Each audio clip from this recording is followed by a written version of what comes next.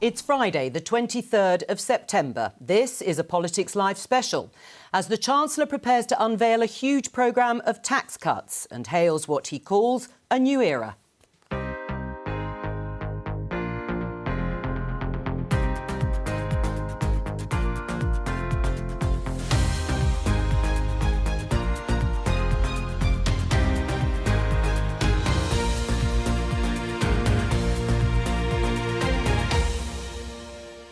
With me today, the BBC's Deputy Political Editor, Vicki Young, Economics Editor, Faisal Islam, and Business Editor, Simon Jack.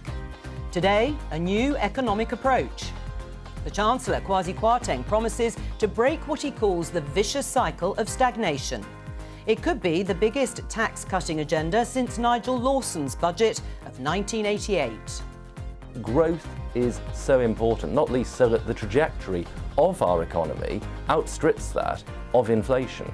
What today looks like is the government taking an enormous gamble with the public finances. But the Bank of England thinks we might already be in recession. We'll see what that looks like on the ground. I'm in Bolton at a community grocer's where they help people make ends meet, and I'll be finding out what impact the mini budget might have on family finances.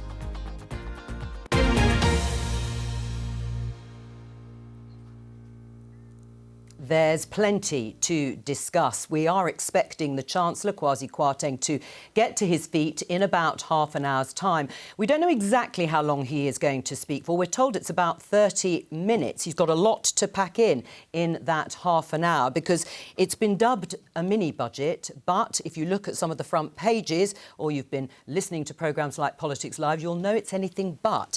Let's take a look at a few of them. The Daily Mail, the front page says, biggest tax cut for 30 years. If we roll on to the next newspaper headline, The Times, tax cut bonanza in bid to stop the economic rot. And this on the front page of The Express. Go for growth.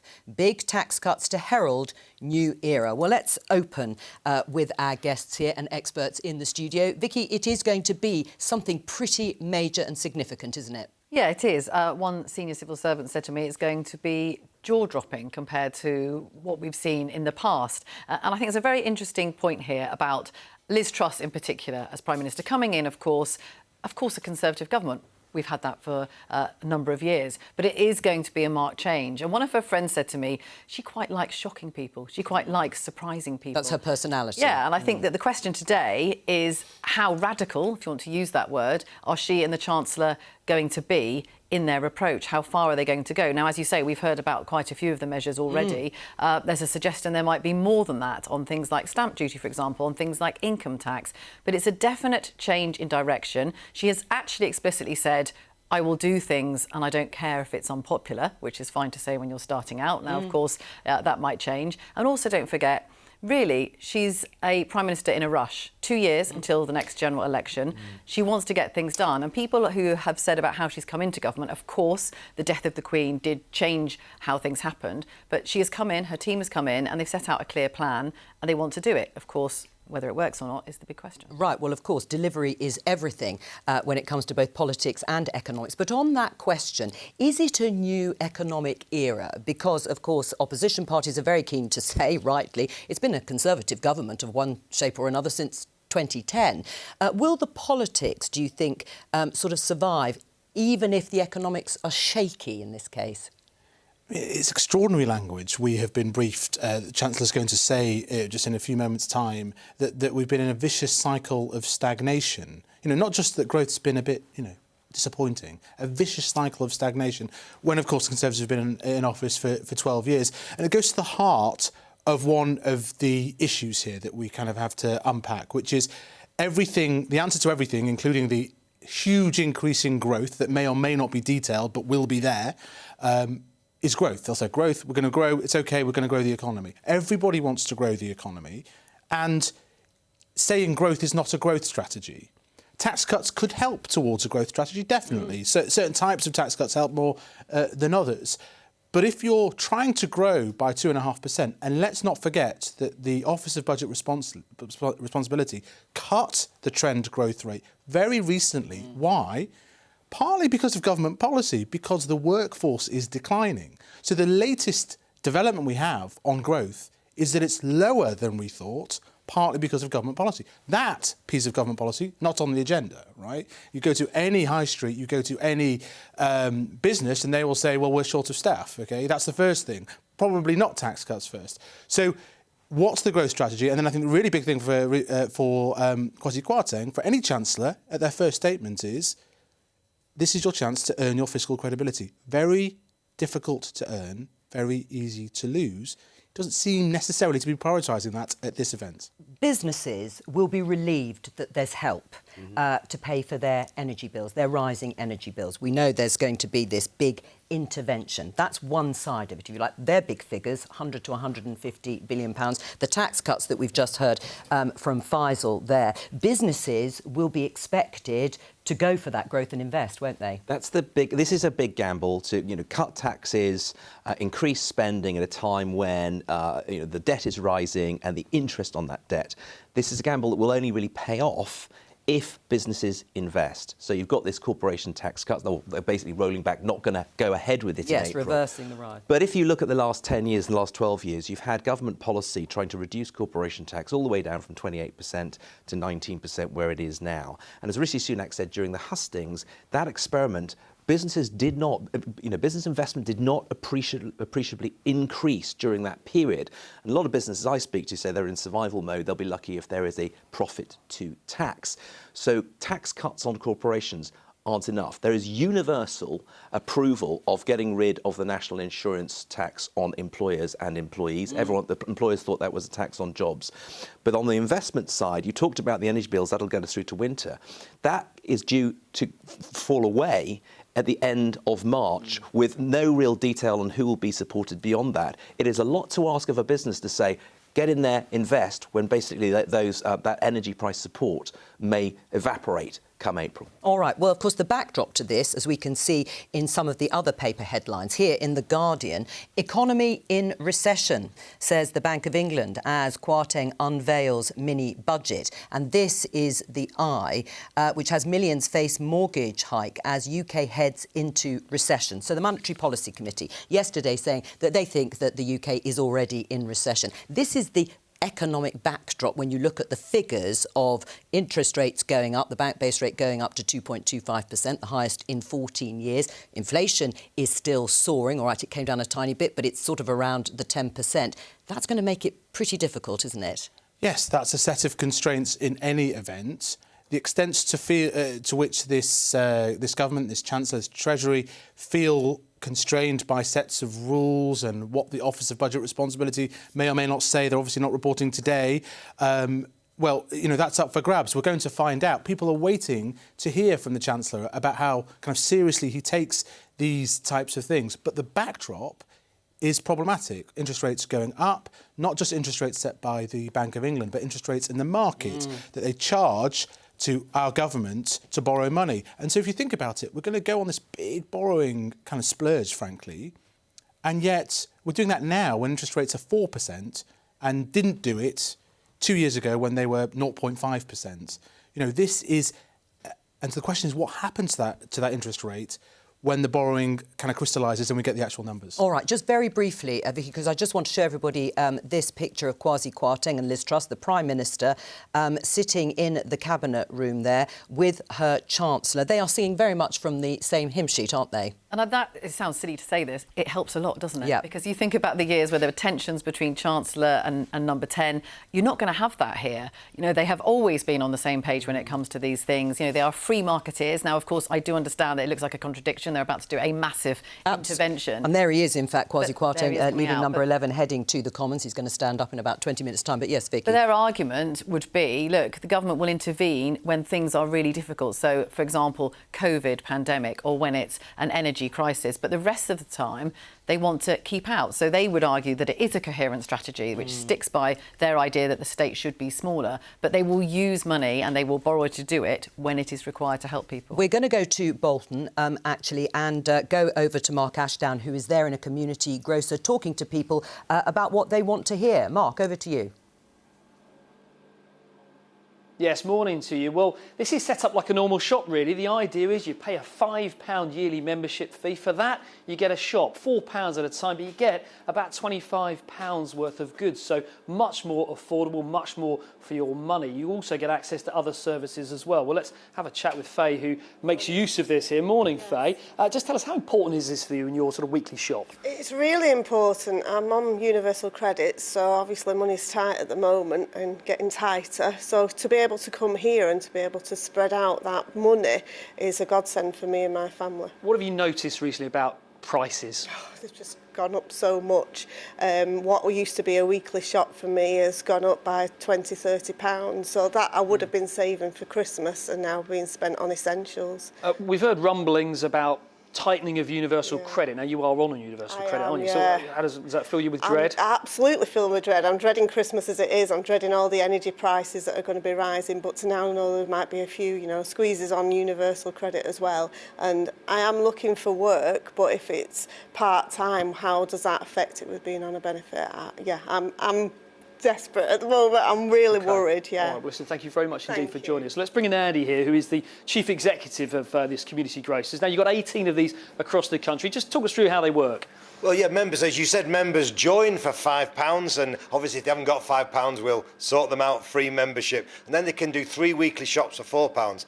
But the most important bit, it's great to feed the families for affordable price. The great bit is all the wraparound support. So in partnership with the local church, which is always placed in a local church, we run debt counselling, mental health courses, we run healthy cooking, 20 different courses to help in every area of their life. And people like Faye, she will tell you, I've heard her say to me this morning, it's changed my life.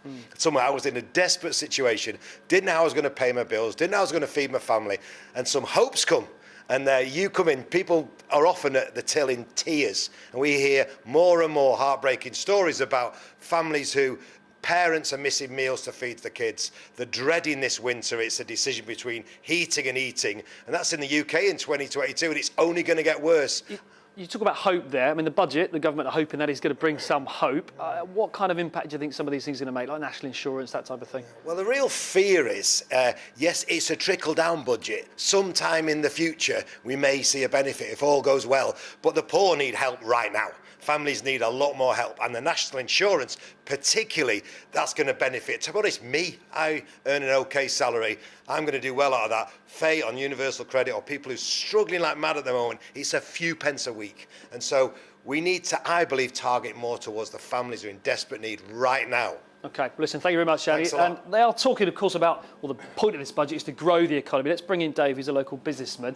Growing business, the idea is giving more money to businesses will help you invest, expand. Is that how you're feeling?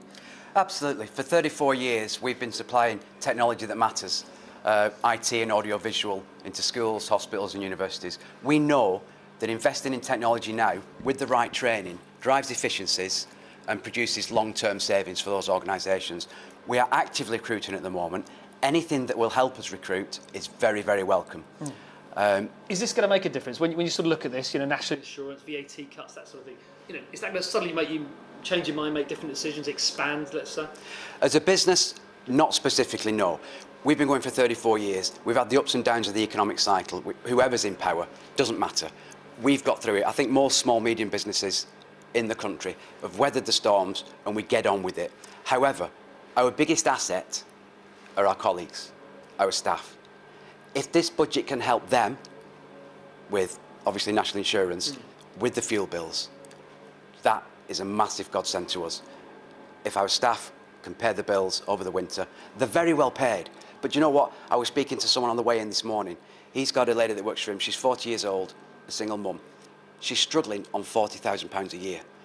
That's it. It's at all levels. It's at all levels. OK, well, listen, thank you very much indeed for joining us, Dave. And as you can see, we will be glued to the screens here, hanging off the Chancellor's every word, because what he says will make a big difference to people's lives.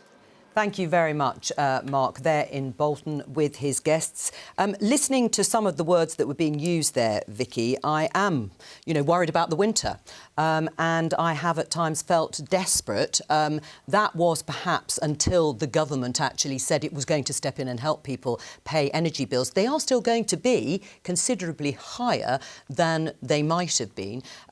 They'll be waiting to hear and feel the impact of that reversal of the rise in national insurance contributions on employees and employers. That's going to happen from November. The expectation is huge, isn't it, for today, in terms of what the Chancellor is going to say? Yeah, it is. And I think for people, as you say, watching it who are worried about their bills, it's a different matter than the wider economic sort of approach, isn't it? So I think that's the key thing Labour would say, is how are you helping those who need it most? And so they point to the national insurance reverse and point out, of course, that those who earn more and pay more national insurance, of course, if you reverse that, they will be better off. So when you look at those tables, it's an attack line against the government that they're not targeting this help. They are borrowing billions more, but they're not targeting it towards those that need it most. And again, the fact that, people in government are actually saying, we heard the minister this morning saying, you've got to stop looking at it in terms of how we redistribute. Well, that's a real change that we've had over the last few years. And I think if you're a voter looking at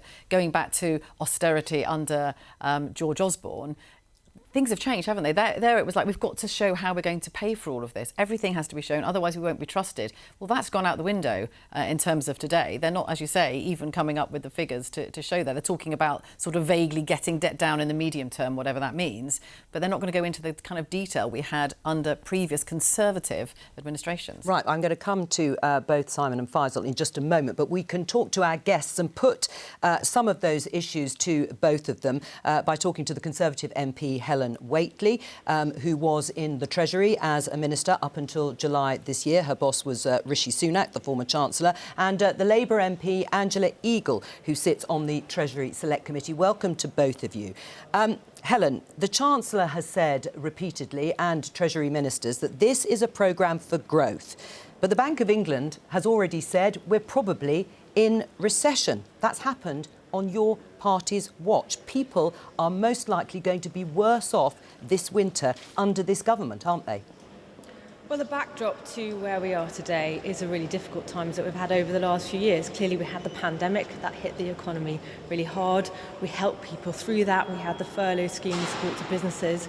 And then Putin invading Ukraine and weaponising energy prices, energy costs. And that has also made it very difficult for us in the UK and other Western economies. Really important thing about what the government and Liz Truss as new Prime Minister, Kwasi Kwarteng and the Chancellor have already done is helping people with the thing that they are number one worried about, and that is energy bills. Really important that energy price freeze, firstly for households, and then, as we heard yesterday, for businesses, because businesses were really worried about how they were going to cope with their energy costs. So I think that's a really important backdrop then to the statement we're going to have from the Chancellor today, which is of course going to be focused on economic growth. I mean, huge relief. You would accept that, wouldn't you, Angela Eagle, with this massive intervention, a massive handout, if you like, even though Liz Truss said she wasn't going to do that, to help people in an emergency with their energy bills, and businesses too. Well, of course, we have to have support given what's happening to energy prices, but the real issue here is who actually pays. And the thing about the government's programme is that they are locking in £170 billion of unexpected and unearned profits for the energy giants because they refuse to increase what is a tiny little windfall tax announced by the previous Chancellor. So who pays the costs? Under the government's plan, it seems to be being paid for on the never-never by taxpayers far into the future. What we've said is that what they should have done is increased the windfall tax far more so that they could take some of those profits that are unearned and unexpected from the energy companies and help lower the cost of the taxpayer going forward. It's a fair point, isn't it, Helen? Who pays? Well, Angela there just referred to a windfall tax. So we did already put in place a windfall tax. It's not something that Conservatives naturally like to do because we want to have a stable tax regime to encourage investment. But we did that. So those companies, North Sea oil and gas companies, now paying 65% rate of tax, albeit carefully designed to encourage and support further investment in our energy infrastructure, which is crucial because while we're having to help people in the short term with energy prices, what we want to see in the longer term is greater energy security, more homegrown energy, so to speak.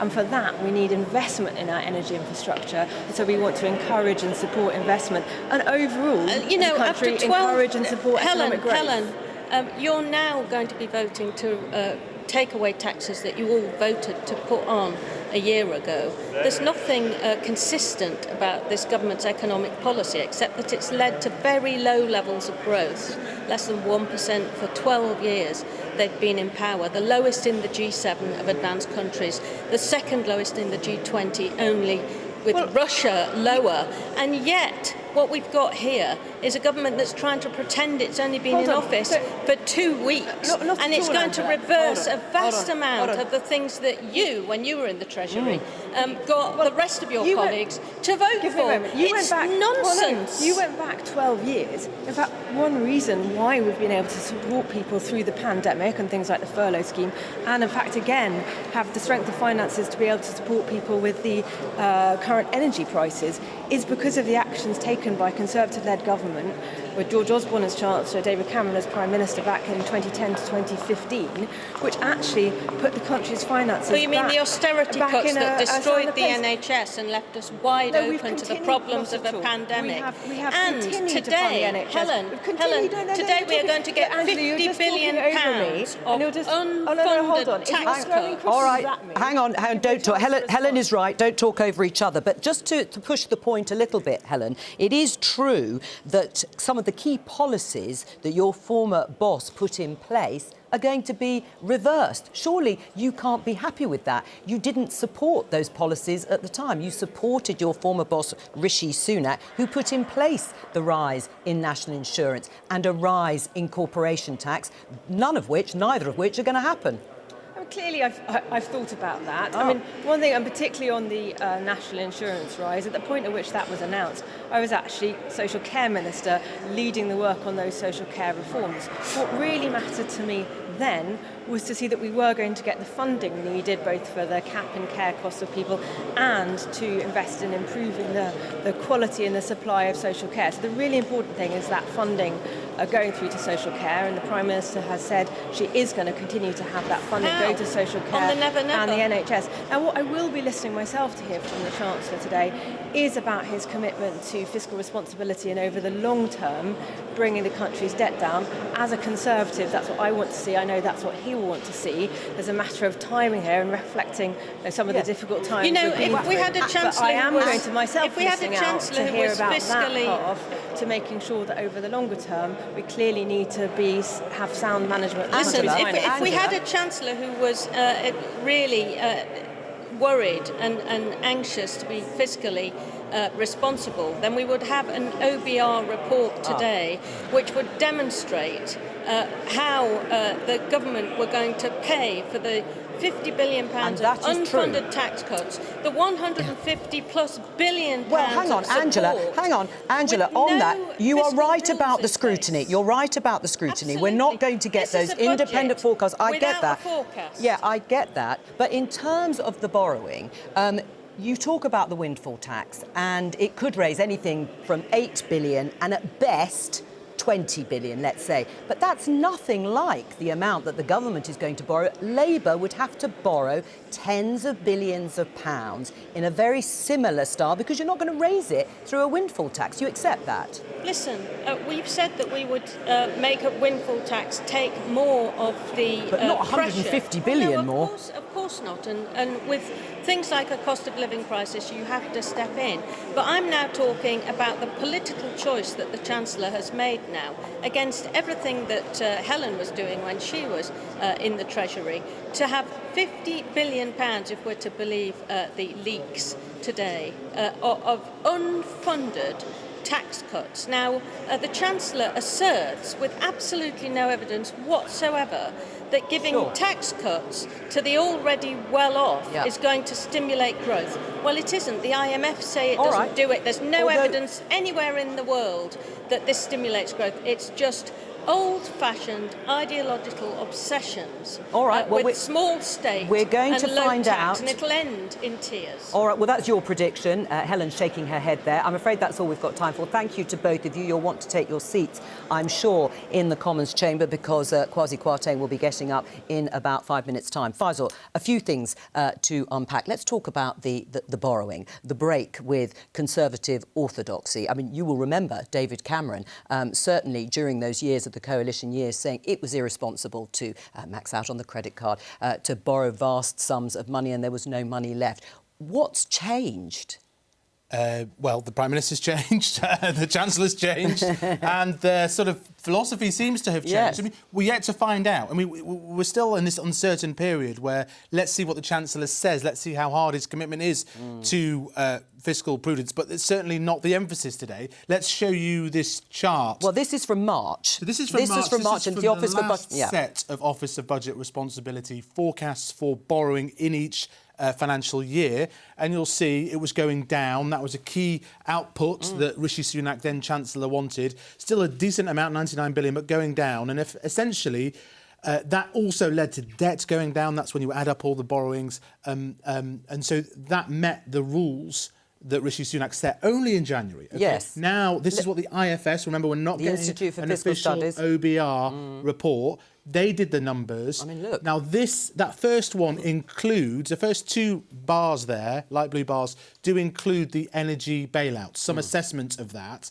That is, in total, 700 billion in borrowing. It's as much in that first column as in all 5 years from March. And overall, it's about 400 billion more. Again, I stress, this is an independent think tank's forecast. Yes. But it shows you. Now, the critical thing, though, is those last 3 years. Because you can have a shock, you can have energy prices going up, and you'll borrow some money to save people's lives, frankly. At the end, though, that is the tax cuts. Keeping borrowing really high and meaning, almost inevitably, though they won't assess them themselves today, that they would have bust the rules they set for themselves in January. Now, that's fine if you say that explicitly. You've got other priorities.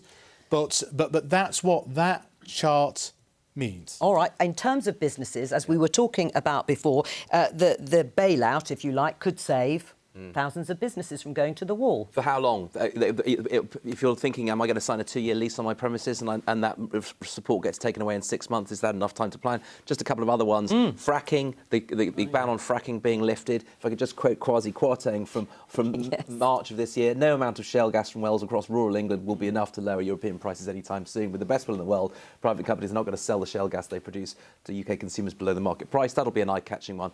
Bankers' bonuses being scrapped. Perhaps we'll talk about that later. Yes, lifting the cap on bankers, but yes. I should just say, in the absence of the numbers from the OBR, we'll be looking quite carefully at the markets. Pound is not doing great right now, as the Chancellor heads over. But isn't that the point? It's going to be the market reaction. Now, I have heard economists say... Well, the economists are saying we're part of the herd. There's been a sort of herd reaction to the global shocks of the Ukraine war and energy prices going up, and that might mean safety for the UK taking these sorts of measures. Do you subscribe to that? So it's true to say that a lot of the movement, most of the movement has been in the dollar, and loads of currencies have got weaker. But there has been some special attention given to the UK. So that is why I think today it's really important, not just in terms of the measures, but the tone, the sense of coherence, working with the Bank of England. All of that is required as well from this statement, as well as individual sets of policies. Right. The economics, Trussonomics, it's been dubbed by various commentators and economists, Vicki.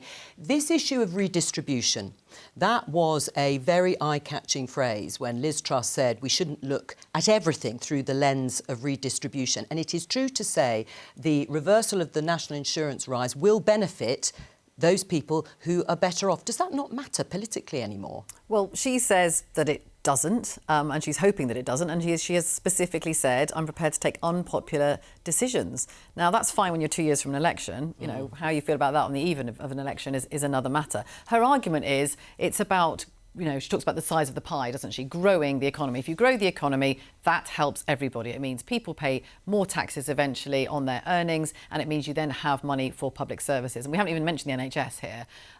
You know, if they can make improvements to the NHS, for example, will that mean more to people than lifting the cap on bankers' bonuses? Possibly, but, you know, they have only got 2 years to do this. And in the meantime, you know, we will be looking, of course, at these specific measures. You know, we're hearing £50 billion will be the tax cuts. If that's the case, just back of an envelope, that is more, obviously, than we've heard already. We're then looking at things like, what are they going to do about income tax? Are they going to do that earlier than we thought? How far are they going to go on that? Could they go 1p, 2p, more stamp duty? Yes. I mean, I'm really interested to know what you think about how stamp duty drives growth. What will they do? Will they just tinker with the thresholds, or will they go even further? How radical are they going to be? 12 billion. 12 billion a year. We've got 30 billion, so we've got 20 billion of tax cuts, which could be a great deal of stamp duty and a great deal of income tax. Well, let's not set any hairs running just yet.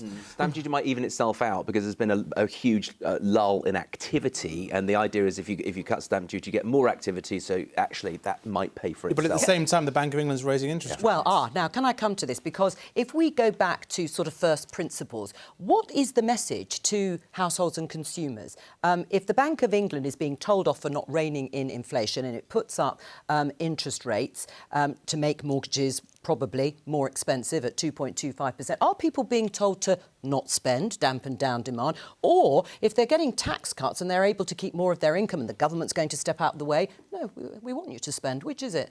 So I think there's a division of responsibility. And up front, I think they do want some reining in of what they see as some of the... I mean, there isn't really much exuberance in the economy, but the idea of prices and wages going up, that's what they want to rein in. But longer term, they want to provide people with the funds to spend loads, including businesses too. But there is an issue about who gets that money. As Vicki says, and here's a really interesting thing. Post-pandemic, what we do know is that there are large vats of savings from people. It's a very unique situation where people couldn't spend money and were earning the same money.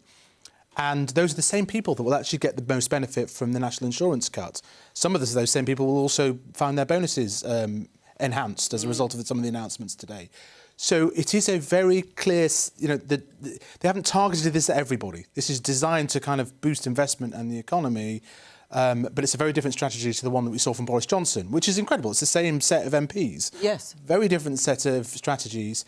And I'm very interested to know what the political strategy... I mean, how are they going to react? Well, I think they're sort of in a bit of shock, actually, some of them. They are willing to give the benefit of the doubt at the beginning, but, they didn't sign up to this in some ways. I mean, there's things like national insurance reverse. Yes. That was in the Tory manifesto. They went against the manifesto. So you could argue that's consistent. Yes, although Rishi Sunak and his supporters said that was a moral failure to do what Liz Truss is about to do, and Kwasi Kwarteng. It's going to be intriguing as to what those Tory MPs decide to do, many of whom, of course, have been sacked by her, haven't got jobs, the ones that didn't back her. Are they going to go along with this? And how long for? Well, let's just run through some of the expected measures while we wait to go into the Commons, which will no doubt be filling up, awaiting for Kwasi Kwarteng to take to his feet to deliver his first fiscal event, as they have imaginatively called it. Mini budget, not so mini, as we have discussed. National insurance rise to be reversed in November. It's gone up by 1.25 percentage points on employers. That's going to be reversed. Scrap planned increases in corporation tax in April and suspending green levies on energy bills. There's a principle, Simon, at the heart of all of this, an old-fashioned principle that government should get out of people's way and that people know how best to spend their money. Do you think that will hold as well in terms for businesses? And It's a weird combination of the two. I mean, they had no choice in the energy intervention, both on the consumer side and on the business side. You were going to be looking at a very deep and dark recession unless they got involved in that. But after that, they're basically saying if we kind of take the brakes off and let the economy flourish, get out of the way, people will, businesses will largely welcome that, as long as, it's a responsible acceleration and not sort of a Thelma Louise approach to the edge of the cliff. Interesting. If you like so. But businesses generally have been calling, saying what we need is a plan for growth. This is what they're being presented. Can we afford it? Is it fiscally prudent? Could it come at a worse time with inflation going up and debt interest payments going up? As Faisal said, perhaps the time to borrow all this money was a couple of years ago. Well, let's have a look at the possible measures that we've also touched on, a cut in stamp duty on house purchases, removing that cap on bankers' bonuses. The government argues they want to attract more investment and business to the city, new low-tax investment zones and tightening rules on universal credit. Just very briefly on the tightening of the rules on universal credit, one of the guests in Bolton mentioned that this idea of trying to incentivise people on benefits, part-time workers, to get more hours, otherwise they might be penalised. Well, this is the answer to the dilemma I posed to you about workers, and they think that they can get people back to work by tightening universal credit.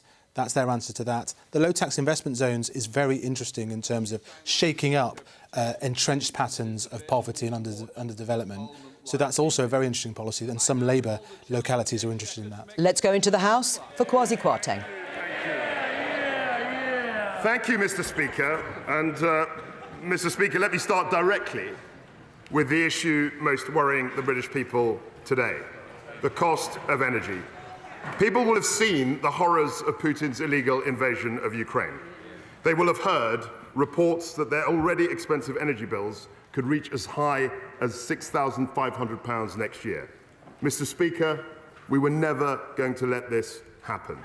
My right honourable friend, the Prime Minister, has acted with great speed to announce one of the most significant interventions the British state has ever made.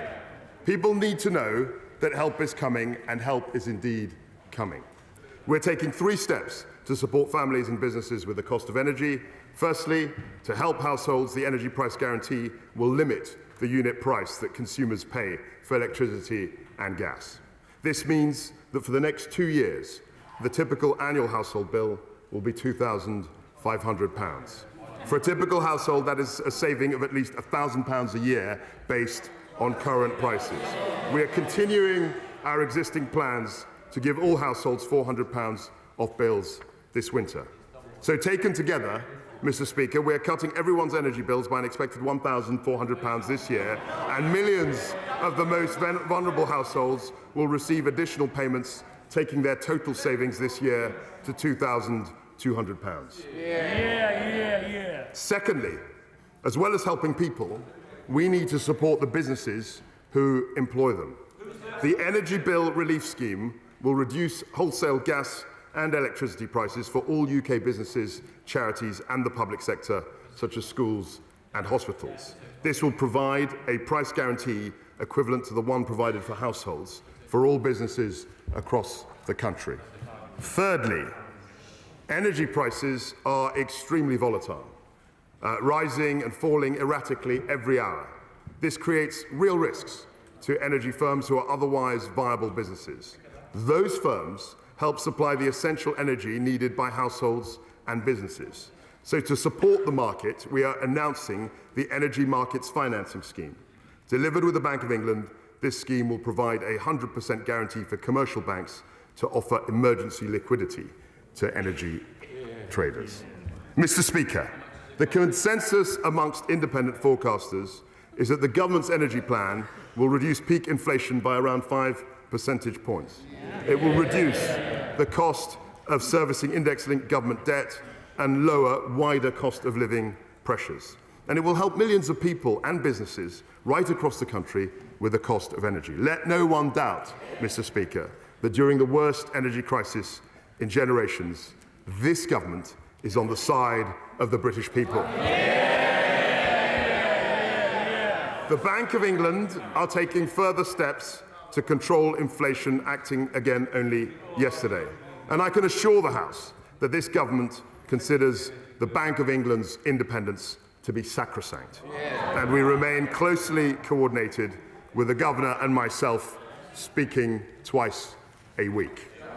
But, Mr. Speaker, high energy costs are not the only challenge confronting this country. Growth is not as high as it should be.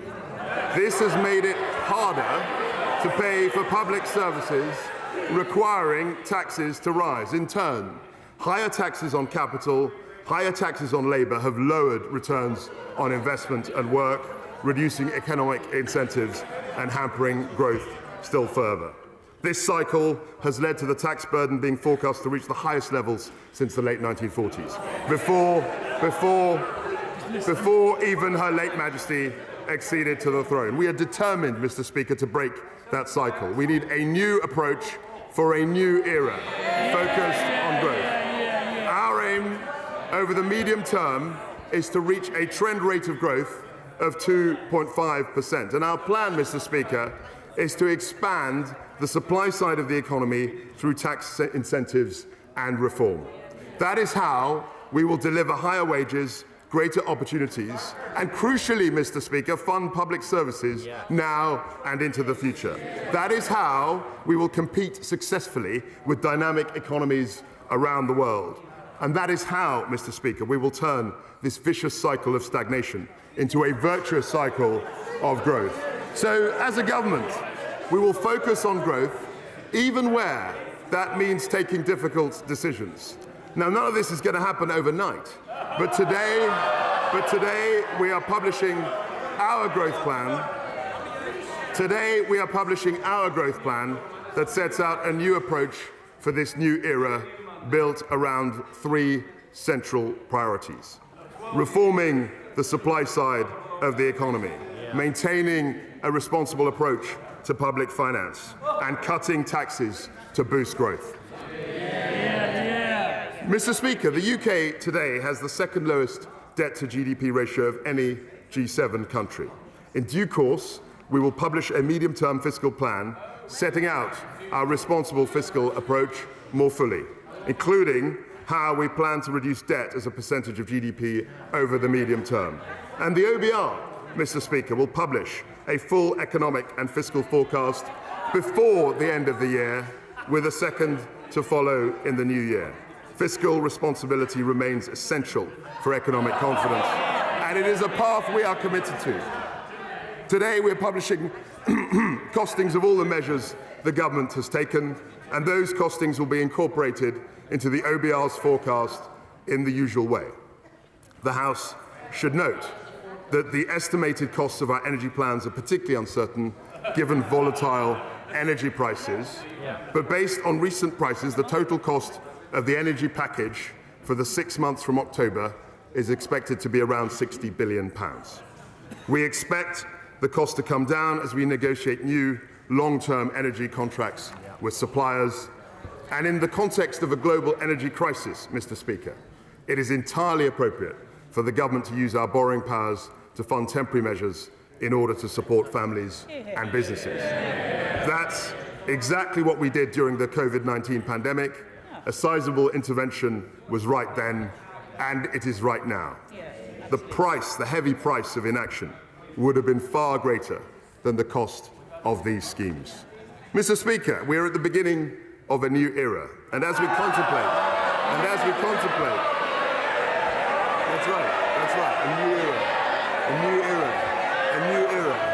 and as we contemplate this new era, we recognize, Mr. Speaker, that there is huge potential in our country. We have unbounded entrepreneurial drive. We have highly skilled people. We have immense global presence in sectors like finance, like life sciences, technology, and clean energy. But, Mr. Speaker, there are too many barriers for enterprise. We need a new approach to break them down, and that means reforming the supply side of our economy. Over the coming weeks, my Cabinet colleagues will update the House on every aspect of our ambitious agenda. Those updates will cover the planning system, business regulations, childcare, immigration, agricultural productivity, and digital infrastructure. But, Mr. Speaker, we start this work today. An essential foundation of growth is infrastructure. The roads, railways, and networks that carry people, goods, and information all over our country. Today, our planning system for major infrastructure is too slow and fragmented. The time it takes to get consent for nationally significant projects is getting slower, not quicker, while, Mr. Speaker, our international competitors forge ahead. We have to end this. We can announce that in the coming months, we will bring forward a new bill to unpick the complex patchwork of planning restrictions and EU-derived laws that constrain our growth. We will streamline a whole host of assessments, of appraisals, of consultations, endless duplications and regulations. We will also review the government's business case process to speed up decision-making. And today, we are publishing a list of infrastructure projects that will be prioritised for acceleration in sectors like transport, energy and telecoms. And to increase housing supply and enable forthcoming planning reforms, we will also increase the disposal of surplus government land to build new homes. Mr. Speaker, we are getting out of the way to get Britain building. One of the proudest achievements of our Conservative government is that unemployment is at the lowest level for nearly 50 years. But with more vacancies than unemployed people to fill them, we need to encourage people to join the labour market. We will make work pay by reducing people's benefits if they don't fulfil their job search commitments. We will provide extra support for unemployed over 50s and will ask around 120,000 more people on universal credit to take active steps to seek more and better paid work or face having their benefits reduced. Mr. Speaker, at such a critical time for our economy, it is simply unacceptable. It is simply unacceptable that strike action is disrupting so many lives. Other European countries have minimum service levels to stop militant trade unions closing down transport networks during strikes. So we will do the same, and we will go further. We will legislate to require unions to put pay offers to a member vote to ensure that strikes can only be called once negotiations have genuinely broken down. And of course, Mr. Speaker, to drive growth, we need new sources of capital investment. To this end, I can announce that we will accelerate reforms to the pension charge cap so that it will no longer apply to well-designed performance fees. This will unlock pension fund investments into UK assets and innovative high-growth businesses. It will benefit, Mr. Speaker, savers and increase growth. And we will provide up to £500 million to support new innovative funds and attract billions of additional pounds into UK science and technology scale-ups. Now, Mr. Speaker, this brings me to the cap on bankers' bonuses. A strong UK economy has always depended on a strong financial services sector. We need global banks to create jobs here, invest here, and pay taxes here in London, not in Paris, not in Frankfurt, and not in New York. All the bonus cap did was to push up the basic salaries of bankers or drive activity outside Europe. It never capped total remuneration. So let's not sit here and pretend otherwise. It didn't cap total remuneration. So as a consequence of this, Mr. Speaker, we are going to get rid of it. And to reaffirm, we're going to get rid of it. And to reaffirm,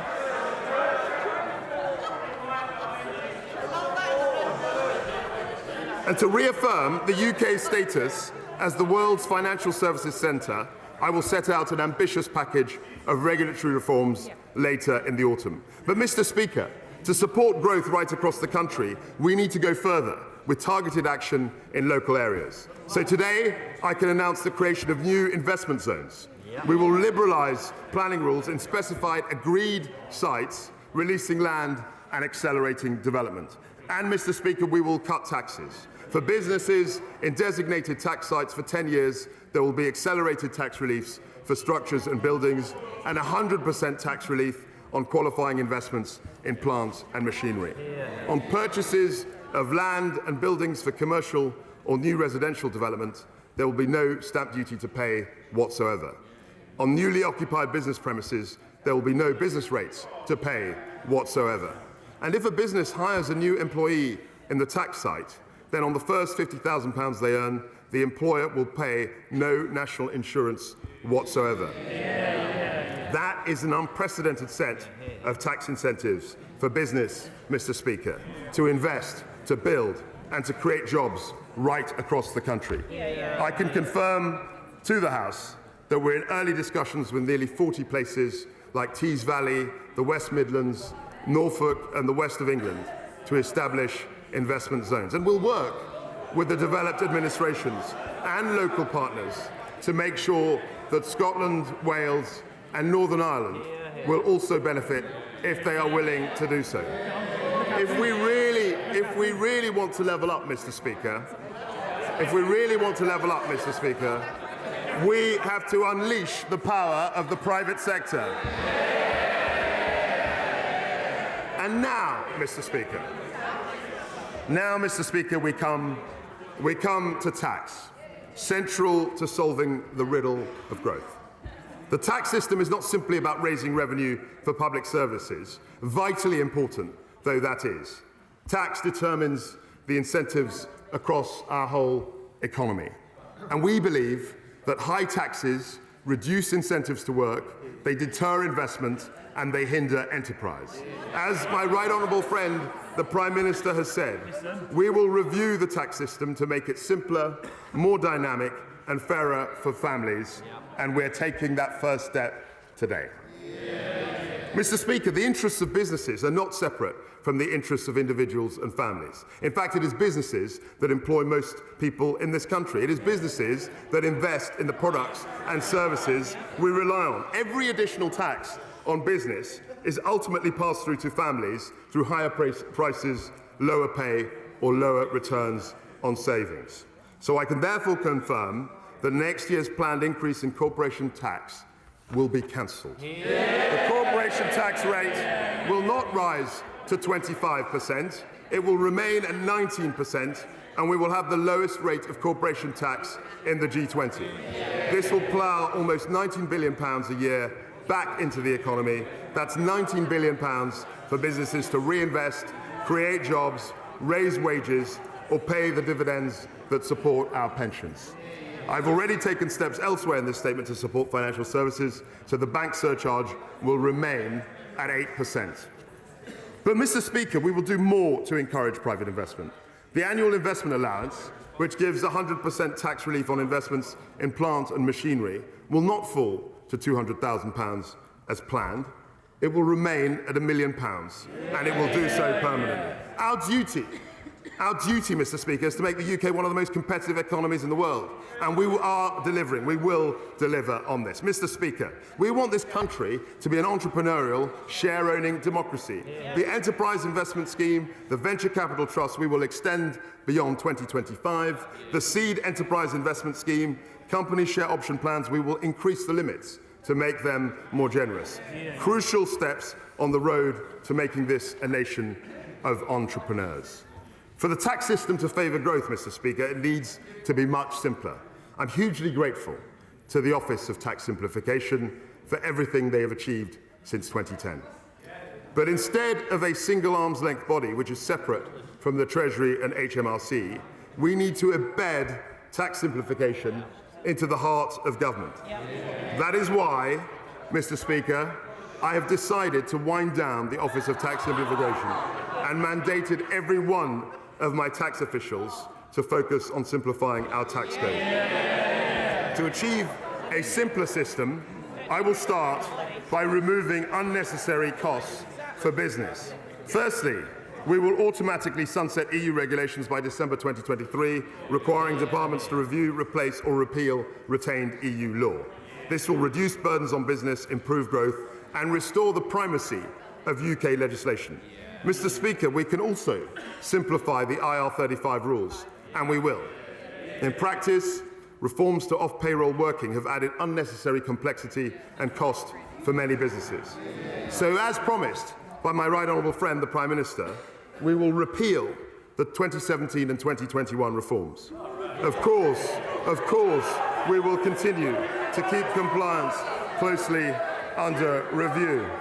Mr. Speaker, Britain welcomes millions of tourists every year, and I want our high streets and airports our ports and our shopping centres to feel the economic benefit. So we have decided to introduce VAT-free shopping for overseas visitors. We will replace the old paper-based system with a modern digital one, and this will be in place as soon as possible. This is a priority for our great British retailers, so it is our priority too. Our drive to modernise also extends to alcohol duties. I have listened to industry concerns about the ongoing reforms. I will therefore introduce an 18-month transitional measure for wine duty. I will also extend draft relief to cover smaller kegs of 20 litres and above to help smaller breweries. And at this difficult time, we are not going to let alcohol duty rates rise in line with RPI. So I can announce that the planned increases in the duty rates for beer, for cider, for wine, and for spirits will all be cancelled. Now, Mr. Speaker, we come to the question of personal taxation. It is an important principle that people should keep more of the money they earn. And it is good policy, Mr. Speaker, to boost the incentives for work and enterprise. Yesterday, we introduced a bill that means the health and social care levy will not begin next year. It will be cancelled. The increase in employer national insurance contributions and dividends tax will be cancelled. And the interim increase in the national insurance rate brought in for this tax year will also be cancelled. And this cut will take effect from the earliest possible moment, November the 6th. Reversing the levy delivers a tax cut for 28 million people, Mr. Speaker, worth on average £330 every year. A tax cut for nearly 1 million businesses, and I can confirm the additional funding for the NHS and social care services will be maintained at the same level. Thank you. Mr. Speaker, I have another measure. Today's statement is about growth. Home ownership is the most common route for people to own an asset, giving them a stake in the success of our economy and society. So to support growth, increase confidence and help families aspiring to own their own home, I can announce that we are cutting stamp duty.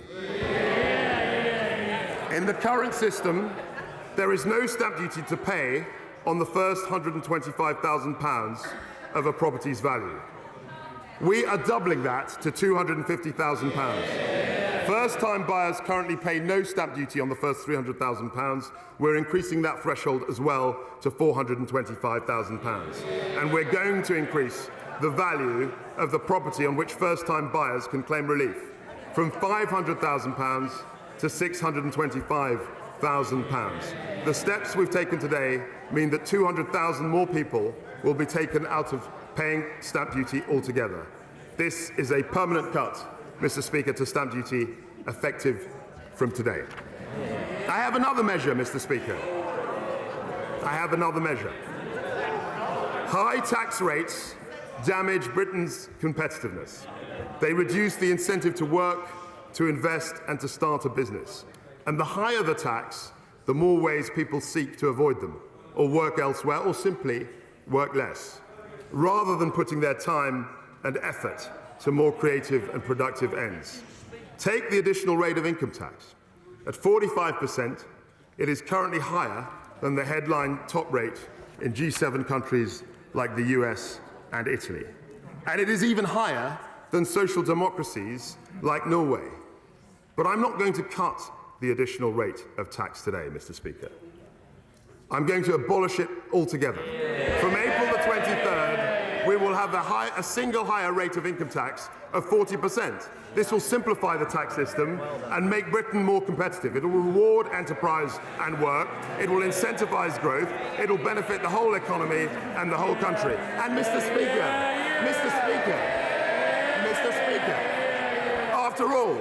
after all, this only returns us to the top rate we had for 20 years, including the entire time the opposition was last in power. Bar 1 month. And that's not all.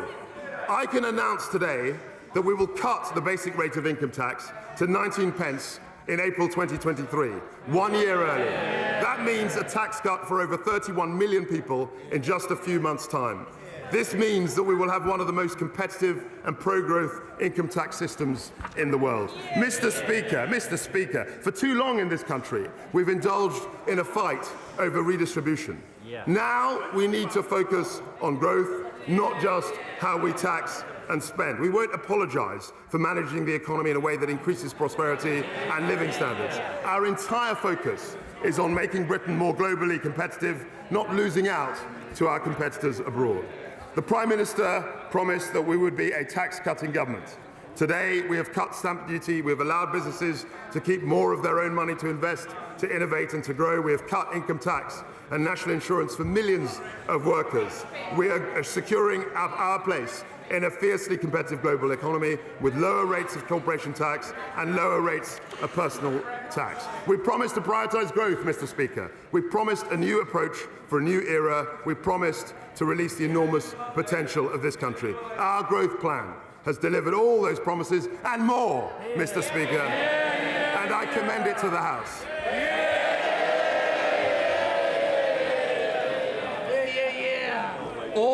Order. Before I call the Shadow Chancellor, I inform the Honourable and Right Honourable members that at the end of questions on the statement, I will call the Chancellor of the Exchequer to move a provisional collection of taxes motion. Copies of the motion are being made available in the vote office. I now call the Shadow Chancellor of the Exchequer, Rachel Reeves. Thank you, Mr. Speaker. I would like to welcome the Right Honourable Gentleman to his place. Can I thank the Chancellor on his comprehensive demolition of the record of the last 12 years. Their record, their failure, their vicious circle of stagnation. The Chancellor has confirmed that the costs of the energy price cap will be funded by borrowing, leaving the eye-watering windfall profits of the energy giants untaxed. The oil and gas producers will be toasting the Chancellor in the boardrooms as we speak, while working people are left to pick up the bill. Borrowing higher than it needs to be, just as interest rates rise. And yet the Chancellor refuses to allow independent economic forecasts to be published, which would show the impact of this borrowing on our public finances, on growth and on inflation.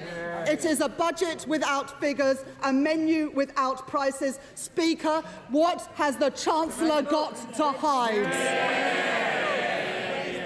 This statement is an admission of 12 years of economic failure. And now here we are, one last throw of the dice, one last claim that these ministers will be different. For all the chopping and changing, all the chaos and confusion, there has been one person there throughout, the Prime Minister. She's been a minister for a decade and defended every single economic decision. So when the Prime Minister says she wants to break free from the past, what she really means to say is that she wants to break free from her own failed record. Because where have the last 12 years left us? Lower growth, lower investment, lower productivity, and today we learn that we have the lowest consumer confidence since records began. The only things that are going up are inflation, interest rates and bankers' bonuses. And borrowing. As the Tories become more and more detached from reality, millions of people, millions of our constituents, are lying awake at night, worried about how they're going to make ends meet. Labour won the argument that action on energy bills was necessary. But the question is, who pays? The energy producers who have profited so much from the rises in prices should make a contribution. But when the country asked who should fit the bill for their energy rescue package, the Conservatives responded, you. the British people. Instead of standing up for working people, the Conservatives chose to shield the gigantic windfall profits of the energy giants, leaving tens of billions of pounds on the table and pushing all of the costs onto government borrowing, to be paid for by current and future taxpayers. The Prime Minister and Chancellor have no regard for taxpayers' interests or for the concerns of working people. It's not just the Conservative Party is not working for ordinary families, it is actively working against them. Mr. Speaker, we have had 6 so-called plans for growth from the Conservatives since 2010. Here they are, Mr. Speaker, a litany of failure, every single one of them. Now, I do at least commend the Chancellor on having the ambition of achieving 2.5% growth a year, the last Labour government's rate of economic growth. But to achieve that sort of growth, and for that sort of growth to be sustainable, you need a credible plan. And the truth is that this government does not have one. The Prime Minister and Chancellor are like 2 desperate gamblers in a casino chasing a losing run. The argument peddled by the Chancellor today isn't a great new idea or a game changer, as the Minister said, as much as he'd like us to think so. What this plan adds up to is to keep corporation tax where it is today and take national insurance contributions back to where they were in March. Some new plan. And it's all based on an outdated ideology that says if we simply reward those who are already wealthy, the whole of society will benefit. They've decided to replace levelling up with trickle down. As President Biden said this week, he is sick and tired of trickle-down economics. And he is right to be. It is discredited, it is inadequate, and it will not unleash the wave of investment that we need. Mr. Speaker, it is not just those on this side of the House who have these concerns. The Right Honourable Member for Surrey Heath described the Prime Minister's economic plans as taking a holiday from reality. The Right Honourable Member for Richmond, that was 2 Chancellors ago, was perhaps too honest with his party. He said, "We have tried having a low corporation tax as a means of getting business to invest, but that it has not worked." Now, the new Chancellor and the new Prime Minister used to agree with that. Indeed, they voted for it. Labour supported it too. Members opposite might have changed their minds, but we have not. Because the evidence shows that low rates of corporation tax are not the best way to boost investment and productivity. And the Tories' own record shows that. Britain has the lowest headline rate of corporation tax in the G7, but we also have the lowest rate of business investment in the G7. That's why Labour would do what businesses are actually asking for, using targeted investment allowances to boost productivity and growth, and scrapping outdated and unfair business rates that harm our high streets and small businesses, replacing them with a system that's fit for the 21st century. And what about their other policies? Let's take the so-called investment zones. Again, these are nothing new. Every time they were tried, all they have achieved was moving growth around the country, not creating it. The best way out of the high-tax, low-growth spiral that the Conservatives have created is to get the economy firing on all cylinders in all parts of the country. It's going to take much more than a stamp duty cut to get our country back on track, and home ownership back to the levels last seen under a Labour government. Now, these stamp duty changes have been tried before. Last time the government did it, a third of the people who benefited were buying a second home, a third home, or a buy-to-let property. Is that really the best use of taxpayers' money when borrowing and debt are already so high? And can the Chancellor confirm today how much of this stamp duty cut will go to those purchasing multiple properties? Instead of stamp duties going up and down like a yo-yo, we need to get building. We need to target support at first-time buyers and tackle the issue of homes being sold to overseas investors. The Chancellor has made clear who his priorities are today. Not a plan for growth, a plan to reward the already wealthy, a return to the trickle-down of the past, back to the future, not a brave new era. The Chancellor and Prime Minister proclaimed in Britannia Unchained that the British are amongst the worst idlers in the world. And to prove that they mean it, instead of supporting working people, this government is cutting their rights at work. Working people are the backbone of Britain and they should be respected, not sneered at. Labour will always stand up for their rights. Mr. Speaker, the Chancellor has in effect today admitted he has broken his own fiscal rules. This is now the 10th time that the Tories have broken their own fiscal rules. Something I'm sure that the Office for Budget Responsibility would have confirmed if they had been allowed to publish their forecasts today. Mr. Speaker, it is unprecedented to have a fiscal statement of this scale with no independent forecasts from the Office for Budget Responsibility. Never has a government borrowed so much and explained so little. Economic institutions matter, yet this government has undermined the Bank of England, sacked the respected Permanent Secretary at the Treasury and silenced the Office for Budget Responsibility. This is no way to build confidence. This is no way to build economic growth. Mr. Speaker, Labour believes in wealth creation. We will always support enterprise, creativity and hard work. We want British business to grow, to be successful and to contribute to our country's prosperity.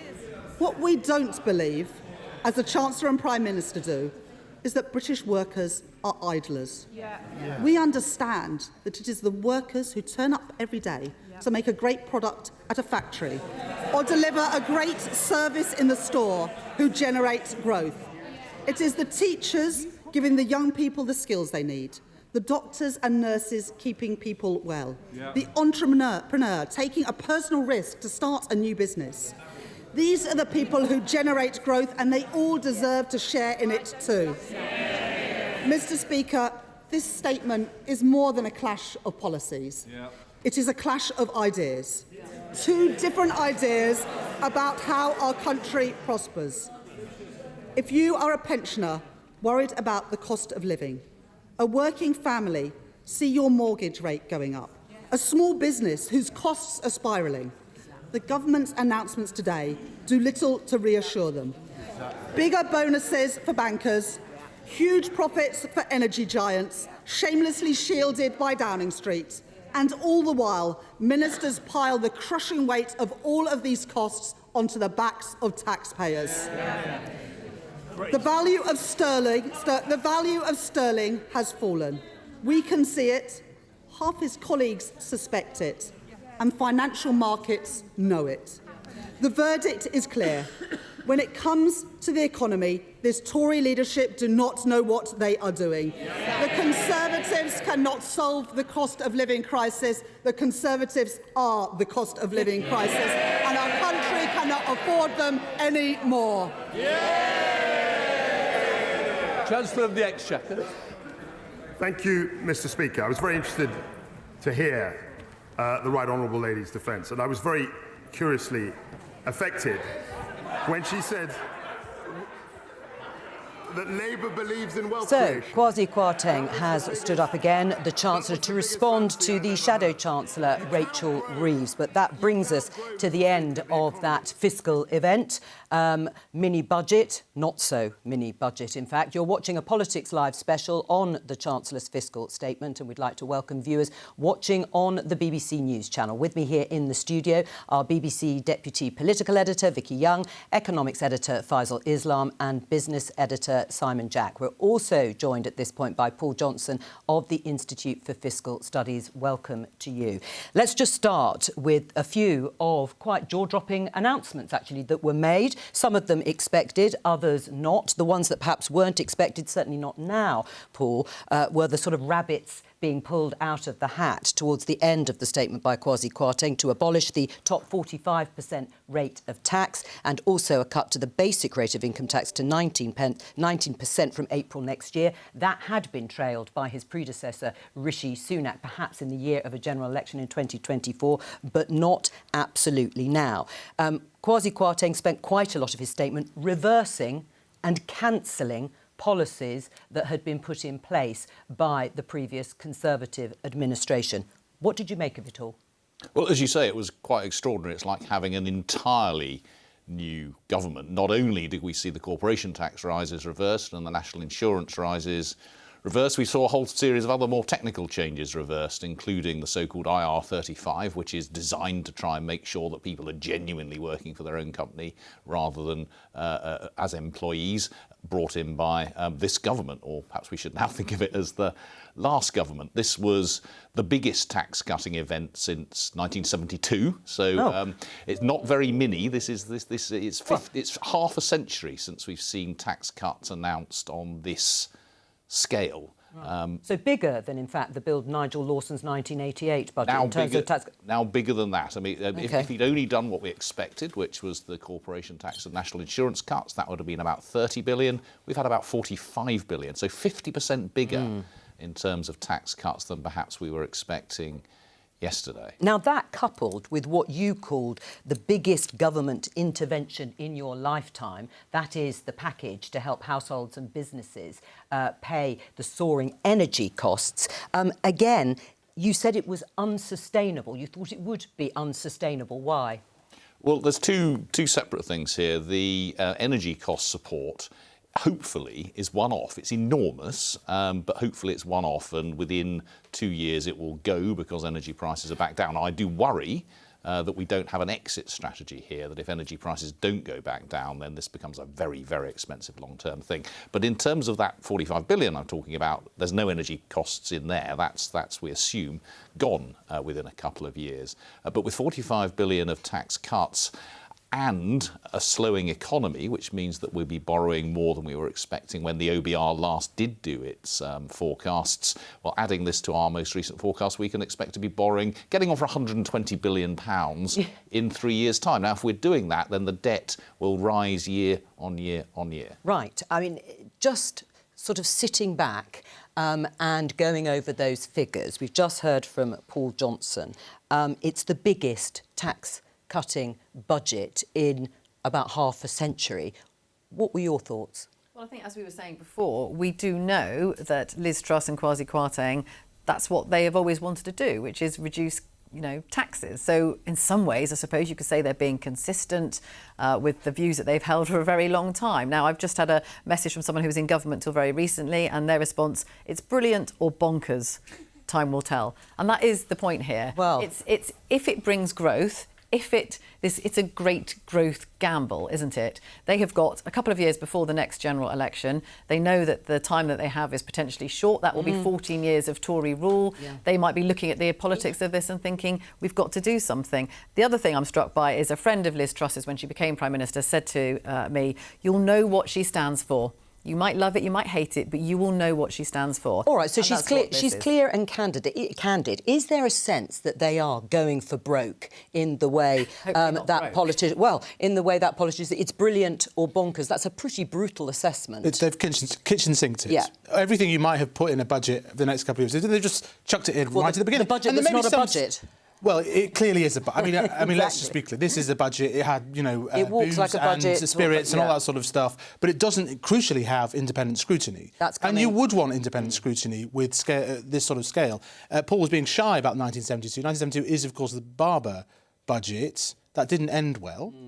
And that was before the inflation energy shock at that time in the 1970s. We've already had an energy shock in this case. But it should be said that what the government will be saying is, through whatever method, we are getting tens of billions of pounds into the economy at a time when it's proving slow. It is a stimulus of sorts. And just to go through some of the numbers really quickly, you're talking £17 billion for national insurance, 12 billion rising to 18 billion for corporation tax, 2 billion for the 45p tax rate scrapping, 5 billion for the income tax, 31 billion for the household energy plan, 29 billion for the business energy. Those last two, by the way, are only over 6 months. In terms of the enterprise zones, the investment zones, whatever you want to call them, Simon Jack, this was also all part of what Kwasi Kwarteng kept calling a new era.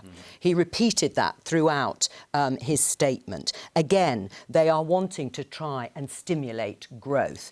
We heard from Rachel Reeves, the Shadow Chancellor, saying they don't work. They've never worked in the past. But again, there were some quite dramatic measures within these investment zones. Yeah, 38 to 40 local authorities or areas are in discussion with the Treasury to apply for this status. Just a couple of things you'll get if you move to one of these. You get 100% tax relief on investments in plant and machinery, no stamp duty on purchase of land or buildings for commercial or new residential development, and no business rates for new occupancy in those places. So this is enterprise zones with bells on, quite a few bells, to be honest. You know, these are quite bold moves. But the question which will remain unanswered, and the one that Rachel Reeves raised, is does this create new investment, or does it just move it from one part of the country to the other? Now, if it did that, that would still be, for the Conservative government, a pretty good thing, because it would accord with the levelling up agenda.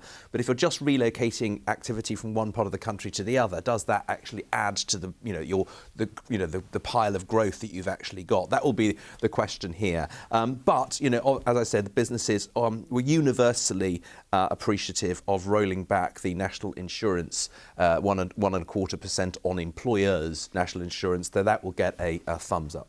Paul, there is an argument put forward by the government and some supportive economists that this extra borrowing is affordable. It may be big, but it is affordable. The UK's debt is still lower than some of our major competitors, and that we are sort of part of the herd. So we're not an outlier in that particular case, and that the markets won't lose any more confidence, specifically in the UK. Do you buy that argument?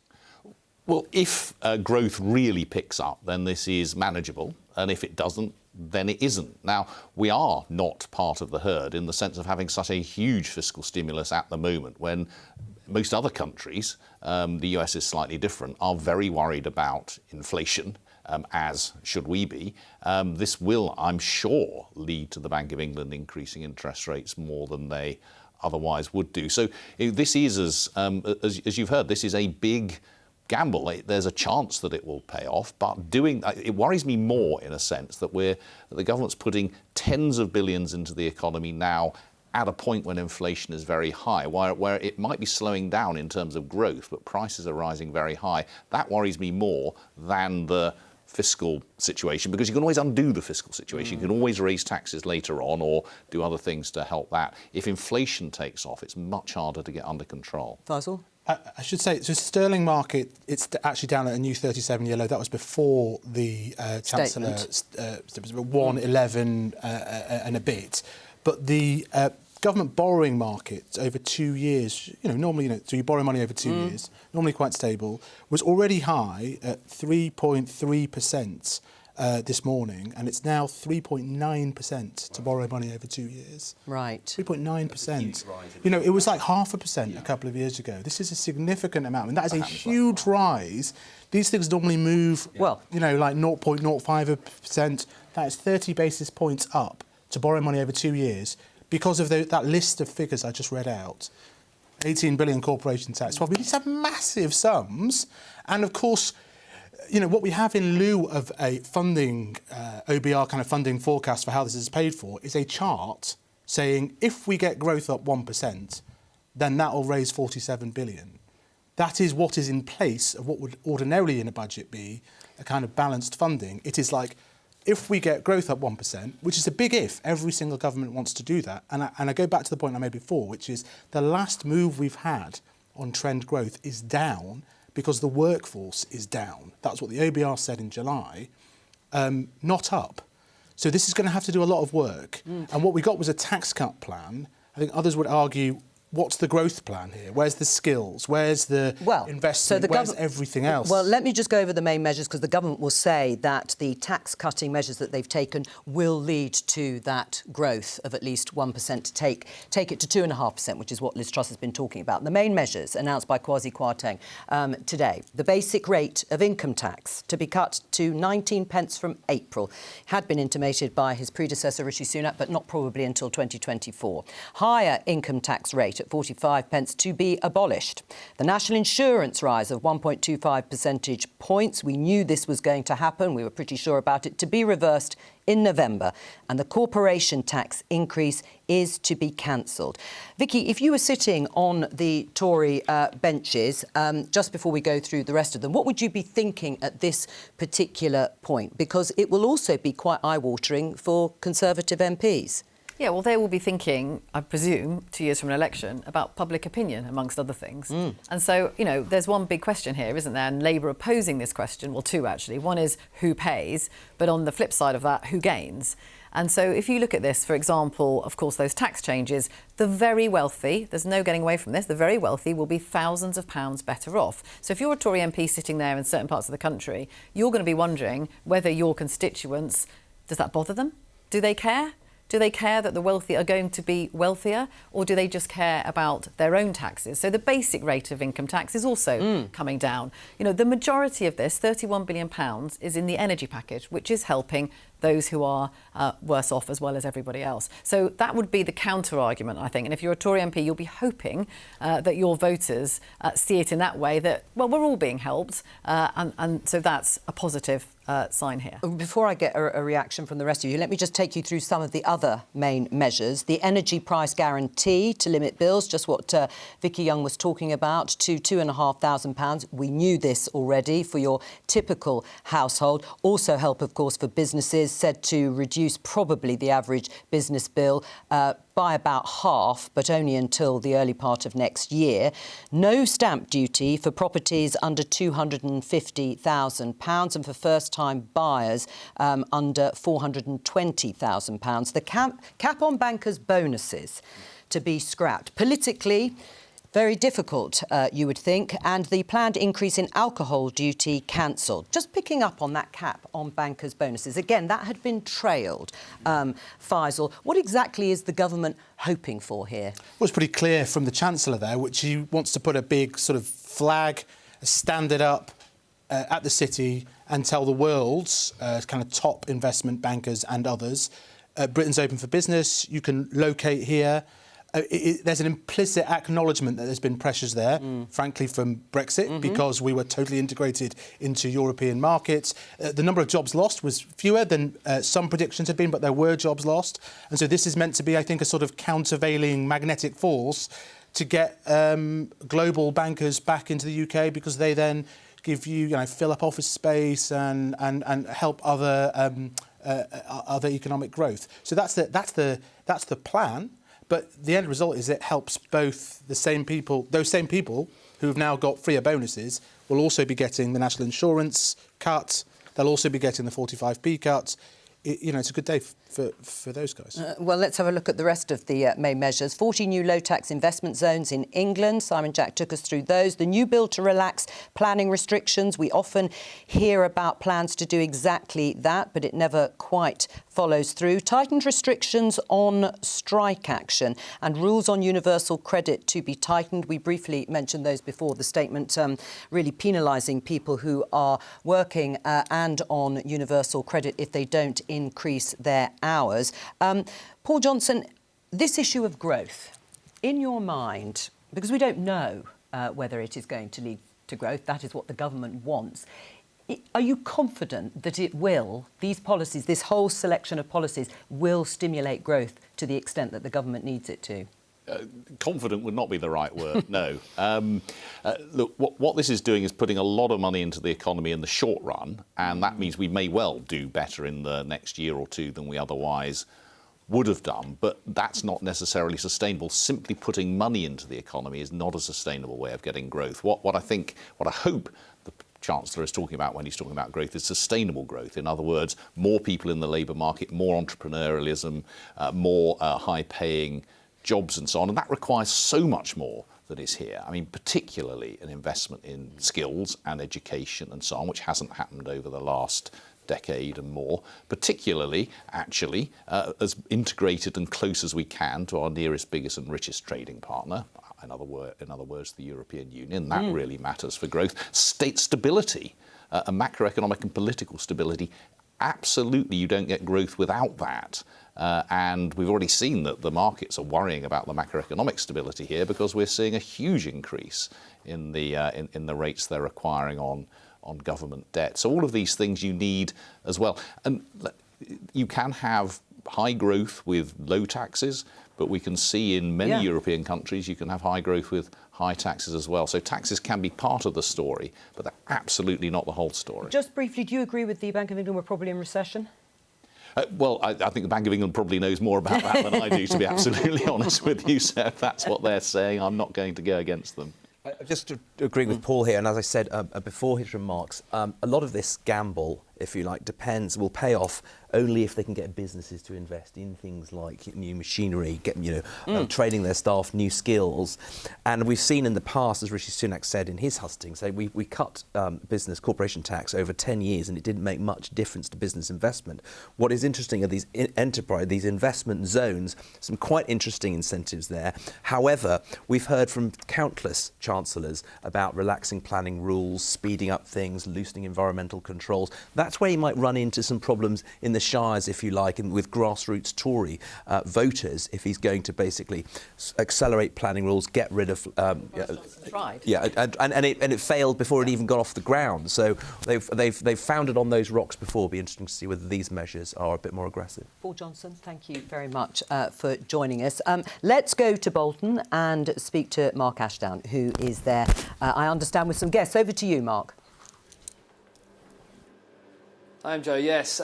This community grocers, really, what they do here is people join up, pay a fee, £5 a year, and then when they come and do their shopping, like this here, they pay £4 but get a lot more for the money, about £25 worth of shopping at a time. So it really helps to make ends meet. Well, if you move to the left here, we can bring in John. John is a volunteer here, also a pensioner, sir, if you don't mind me saying. So what was in that for you then? Not a lot for pensioners, but you're still paying tax though, aren't you? I certainly am, yes, which is unfair, I think, after paying it all these years.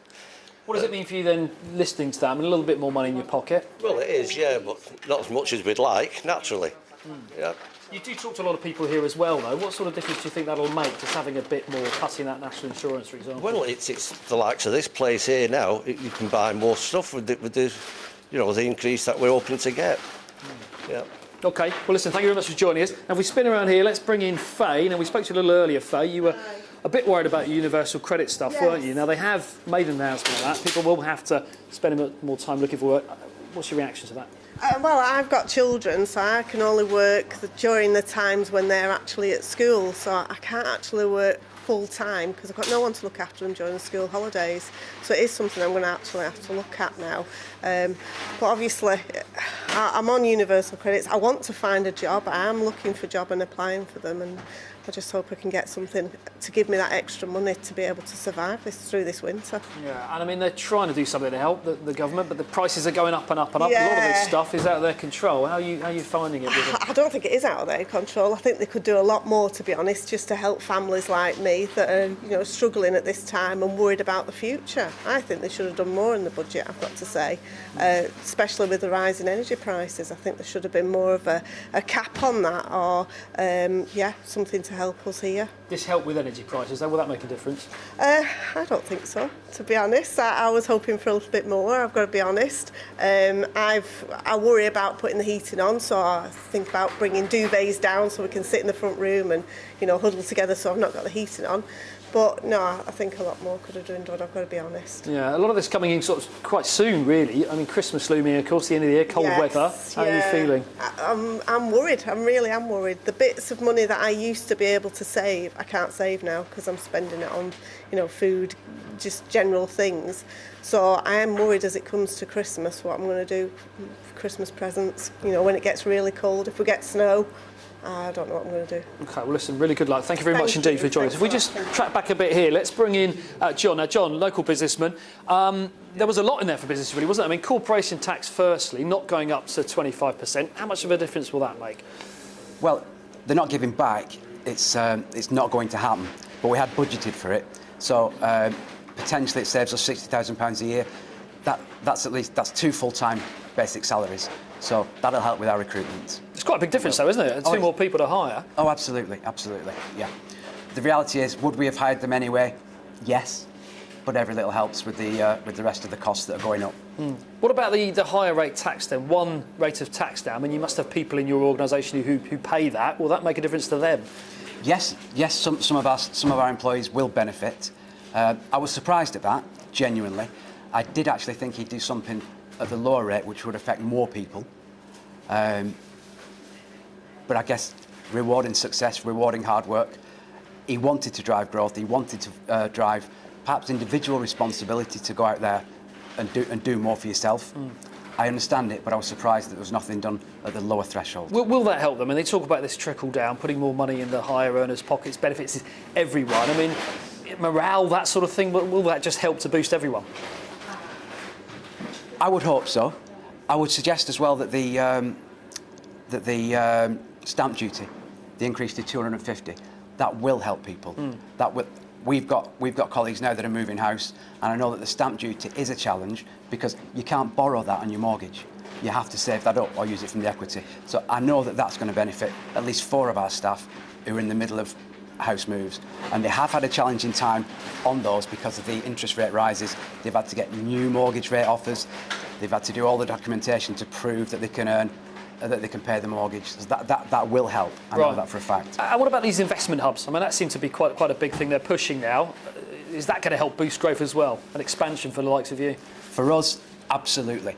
We're actually opening an office in Swansea in September next year. Hopefully Swansea is one of the areas that will be right for this. Potentially, we could move that forward. That's how exciting that opportunity is for our particular organisation. Yeah. OK, well, listen, thank you very much indeed for joining us. So, believe it or not, we were all crammed around little phones watching the Chancellor's statement here. A lot of early details, of course, early reaction there you hear. More to come, of course. Back to you. Thank you very much, Mark Ashdown there in that grocery store in Bolton.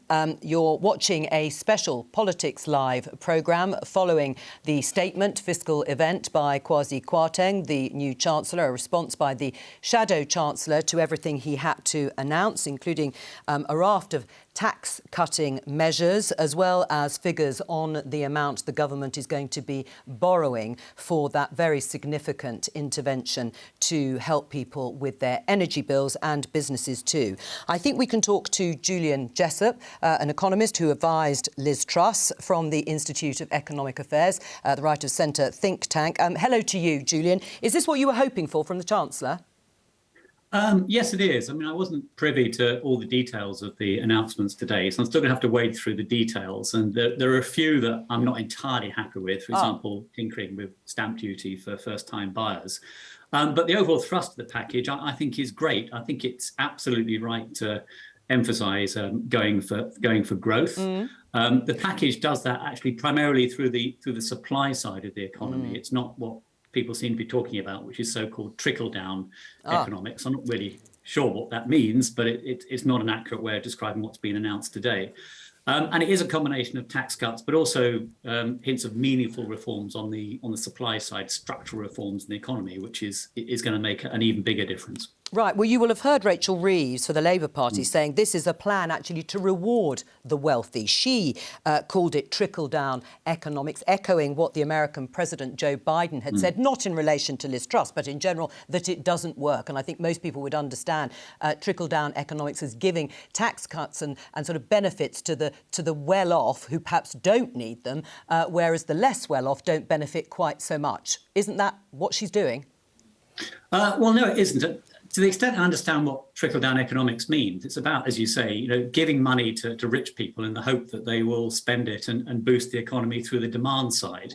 Now, if the only thing you wanted to do was to boost demand, then yes, you wouldn't do that. You'd give more money to poor people because they're more likely to spend it than to save it. But that's not what these policies are about. They're about improving the supply side of the economy. They're about improving incentives, encouraging investment, bringing jobs to this country. In other words, to use a sort of overused metaphor, about growing the size of the cake or creating wealth. And then there are other things that you do to redistribute that wealth and to make sure that everybody benefits. Right, but what is the evidence that growth is actually going to flow from these measures announced today? I mean, there isn't any strong evidence to say that. It is, as Paul Johnson from the Institute for Fiscal Studies said, I mean, it's a gamble. It's a very big gamble with the British economy. Well, first of all, I accept it. It is a gamble because it is a radical change in policy. But I think it's a small gamble because the existing policies were simply not working. I think if we stuck with the status quo, then, as Kwasi Kwarteng said, we'll be stuck in this sort of doom loop of, weak economic growth and then tax increases to cover the budget deficit and then even weaker economic growth. So it is a gamble, but I think it's one that's worth taking. And I think there are already signs that in some ways it is going to pay off. So, for example, the large amounts of money the government is having to commit to cap energy prices, and that will at least provide a significant boost to the economy, prevent a deep recession in the coming months. And that is probably good for the long-term public finances as well. So, yes, it is a gamble, but I think it's definitely one worth taking. You say it's worth taking, but it comes against a backdrop of soaring inflation rates, the Bank of England having put up the base rates to the highest level in 14 years, and people are still going to be struggling to pay those household bills. There is still going to be very significant household pressures, cost of living pressures. So you sure, against that backdrop, it is a gamble worth taking? Because it might not work. Well, of course, all gambles might not pay off. Right. But if you look at the big announcements that have been made, by far the biggest and the most immediate is the energy price cap. That's the game changer over the next few months. The tax cuts or the cancellation of the tax increases that have been announced, most of those won't actually kick in until April next year. They'll be spread over the next several years. So the idea that they're suddenly going to lead to a surge in inflation is wrong. As for the Bank of England, actually, I agree with what Paul Johnson said earlier, that this probably will mean higher interest rates than we would otherwise have had. Right. But I don't think that's necessarily a bad thing. It's about rebalancing the policy mix. So fiscal policy has been tightened too soon. Monetary policy has been too loose. So the sooner we get back to more normal and sustainable levels of interest rates, I don't think it's necessarily a bad thing. Except it's more expensive for households who have mortgages, potentially. I mean, you could ask, what's the point of cutting people's taxes if it just leads to the Bank of England hiking interest rates and making people's mortgage payments more expensive? Well, I don't see an inconsistency there, because if you want strong long-term economic growth, you also need to have low inflation.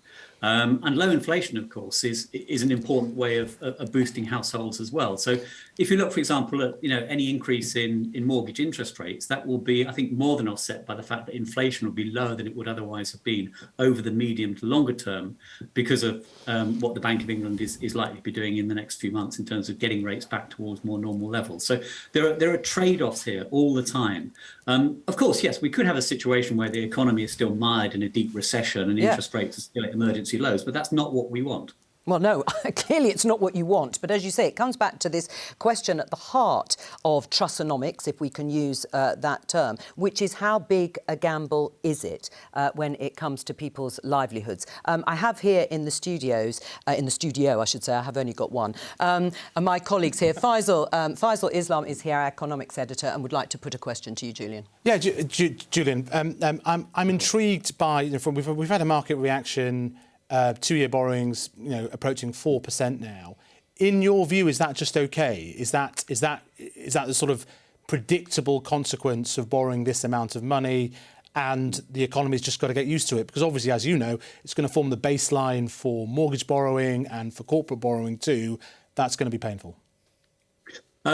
Yes, it is. I mean, there's no easy answers to any economic problem, as you know.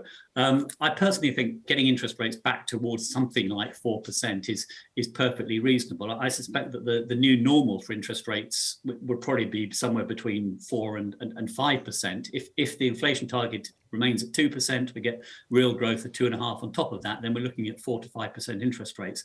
I think in practice, we won't actually get quite that far. I think rates will probably peak next year somewhere between 3 and 4%, and that's partly because of the large amounts of debt in the economy make it a bit more sensitive to higher interest rates than it normally would be. But interest rates of 3 to 4% are still historically pretty low, including in real terms, allowing for slightly higher inflation. So I don't see that as a sort of reason to panic about the economy. And as I say, if you look around at economies that do have much lower interest rates than us, that's not really a sign of strength. It's a sign of economic weakness because their economies are struggling, if not stagnating. Simon Jack is here too. Hi, Julian. Yeah, the Holy Grail is more productive growth. If you grow without productivity growth, you get more inflation. So there's been this drive to try and get businesses to invest. The previous Conservative government over the last 12 years lowered corporation tax from 28 to 19%. It didn't make any appreciable difference to business investment. We've had enterprise zones before. What is different this time? Well, first of all, if you look at the overall corporate tax burden, it didn't actually fall that much. So headline rates of corporation tax were cut, but that was often offset by fiddling around with investment allowances and so on. So in fact, it's very hard to look at the evidence and say decisively whether the cuts in corporation tax had any effect either way on investment. I think what we do know from Economics 101, though, is that if you raise taxes, then it makes investment less worthwhile because the post-tax returns on investment are lower. So basic economics will tell you that cutting tax on any sort of economic activity will mean that there's more of it. And I think that's sort of principal position to take. And I fully expect that to happen. The combination of lower corporate taxes and, just as importantly, all the structural reforms that are being talked about, I think that will make a significant difference to investment over the next few years. But isn't it asking an awful lot of businesses to invest now when the energy support is going to be cut off in potentially 6 months, and they're going to plan for a longer period than that? They're looking at a cliff edge at the end of March. That is not a conducive environment to invest. Well, no, I understand the concerns there, but 2 points. I mean, first of all, I think that the 6-month period may well be long enough. There's already plenty of signs that wholesale gas prices in particular are sort of tumbling, and I think that getting businesses through the winter may well be enough. But even if it isn't, the government has said that it will then look at more targeted support in 3 to 6 months' time for the particular businesses that are most vulnerable. The problem with committing to, say, a 2-year freeze for businesses is that you end up paying the energy bills of lots of very large companies that frankly don't need the money. They should be able to look after themselves. They should be able to borrow in the markets if necessary to tide them over a temporary increase in energy prices. So I think it makes sense that the support for businesses is more time limited than that for households who are clearly more vulnerable. But the government has said that if necessary, it will top up the support after that 6-month period. Julian Jessup, thank you very much for joining us. You're watching a Politics Live special following the statement from Kwasi Kwarteng.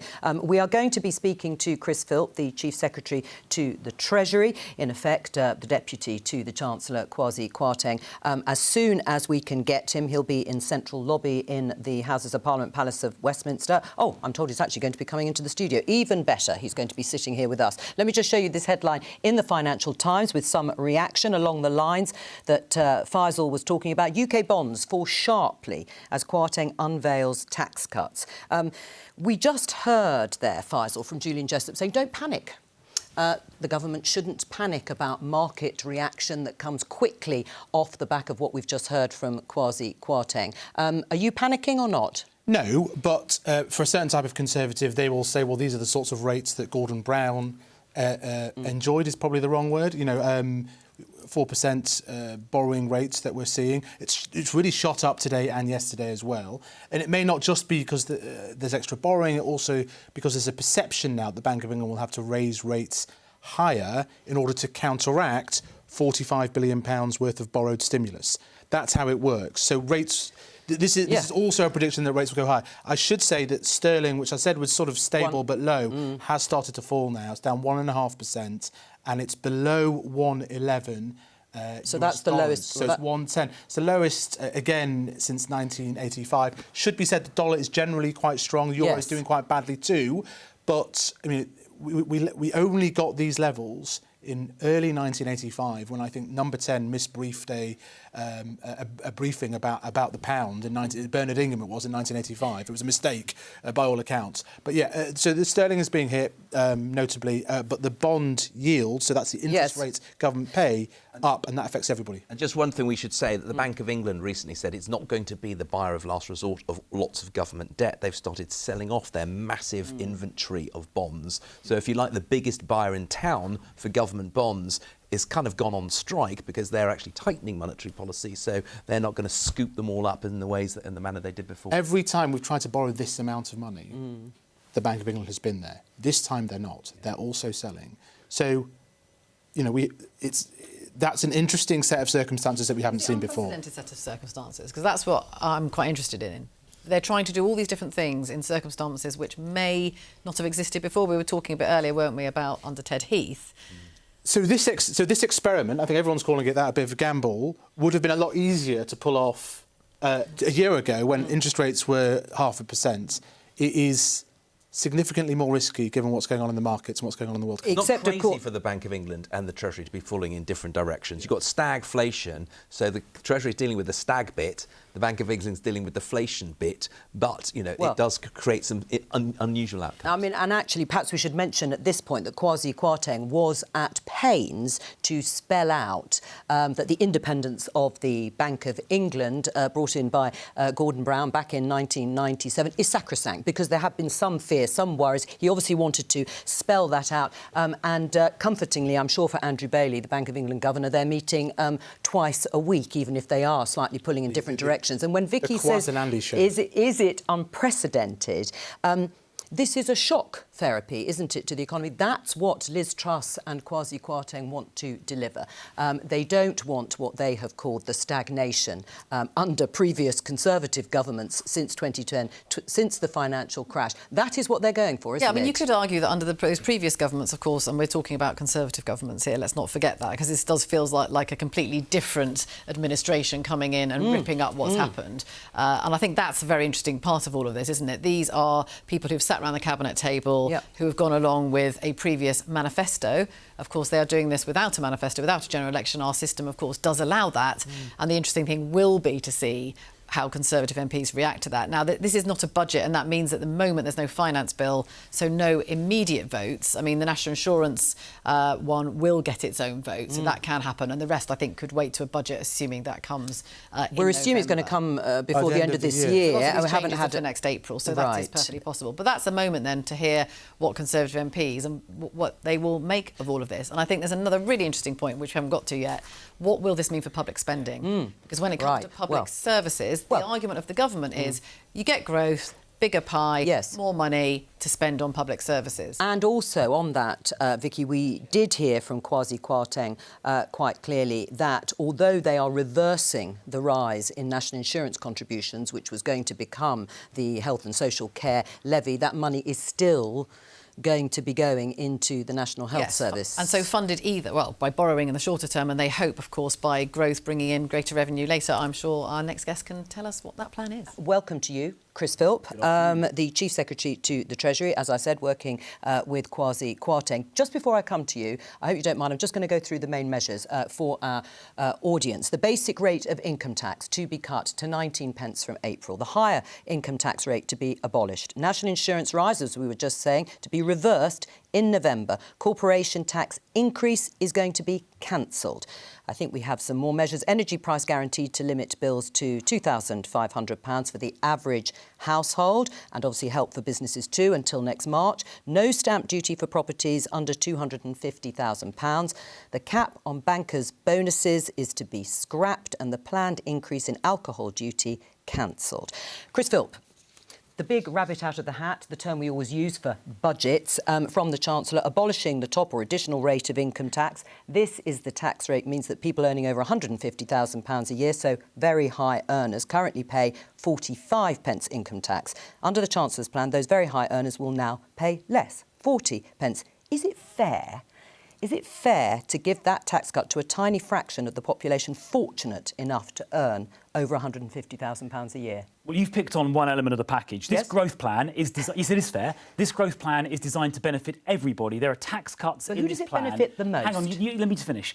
This growth plan benefits everybody. There are tax cuts to everybody in the entire economy, whether that's individuals who are working through the basic rate cut or the national insurance cut, whether it's companies with the lower corporation tax. Across the entire economy, everybody is benefiting from lower taxes, and that is important because lower taxes will stimulate growth. And what this country needs is growth. That will help increase wages, it'll increase prosperity, and most importantly of all, it will, in the fullness of time, produce more tax revenue to fund our public services. And that's why this growth plan is so important. We'll come on to whether it will work, and that's certainly the ambition of this statement, and you're going for growth.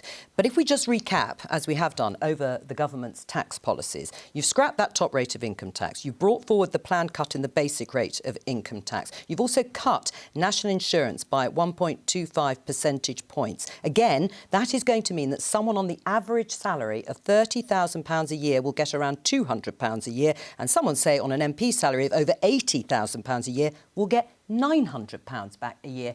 Is that fair? Well, people who are earning more are obviously paying a lot more tax already, much higher rates of tax. Historically, the top 1% of earners have earned about 12% of income and paid about 28% of all taxation. Now, so they're already paying a very, very high share. And what this is designed to do is cut tax for everybody, and that most certainly is fair. This whole sort of politics of envy thing, which the Labour Party were sort of pushing... It's not about politics of envy, it's about redistribution. I'm just questioning whether it's fair, and you think it is fair. Well, because everyone's getting a tax cut, and by stimulating growth in the whole economy, by cutting taxes for everybody, the benefits of that growth will be felt by everybody, and that is the purpose of this growth plan. When will it be felt? What's the sort of timescale? What's the metric for success, then, for those low earners? Well, I think the metrics of success for everybody in the whole economy is to see a higher rate of growth. We've been growing since Labour's financial crisis at about 1.5%, and the Chancellor has set a target of getting that up to 2%. That will benefit everybody. And there's a table in that blue book, I think it's on page 27, and it sets out that if we are able to elevate growth by 1% per year above what it would otherwise be, and that is essentially our objective in doing this, then by the fifth year, it will yield an extra £47 billion in tax revenue. So that is going to obviously help then pay for public services, schools, hospitals and everything else. All right, well, you think it's fair. Does the Conservative Party no longer care about borrowing or how much it borrows? Well, of course we do. And the Chancellor said the Chancellor said very clearly that his objective is to get debt over GDP falling.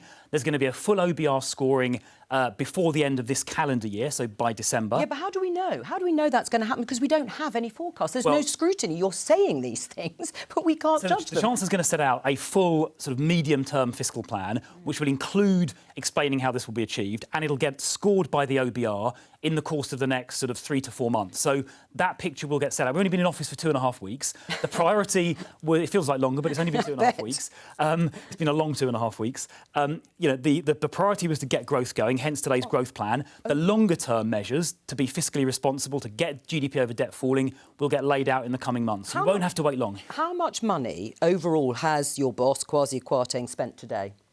Well, you've seen the scoring, which is on page 26, and you've seen what growth will do. Give us the figures. How many billions are we spent? It ranges between, I think, 26 billion and 44 billion.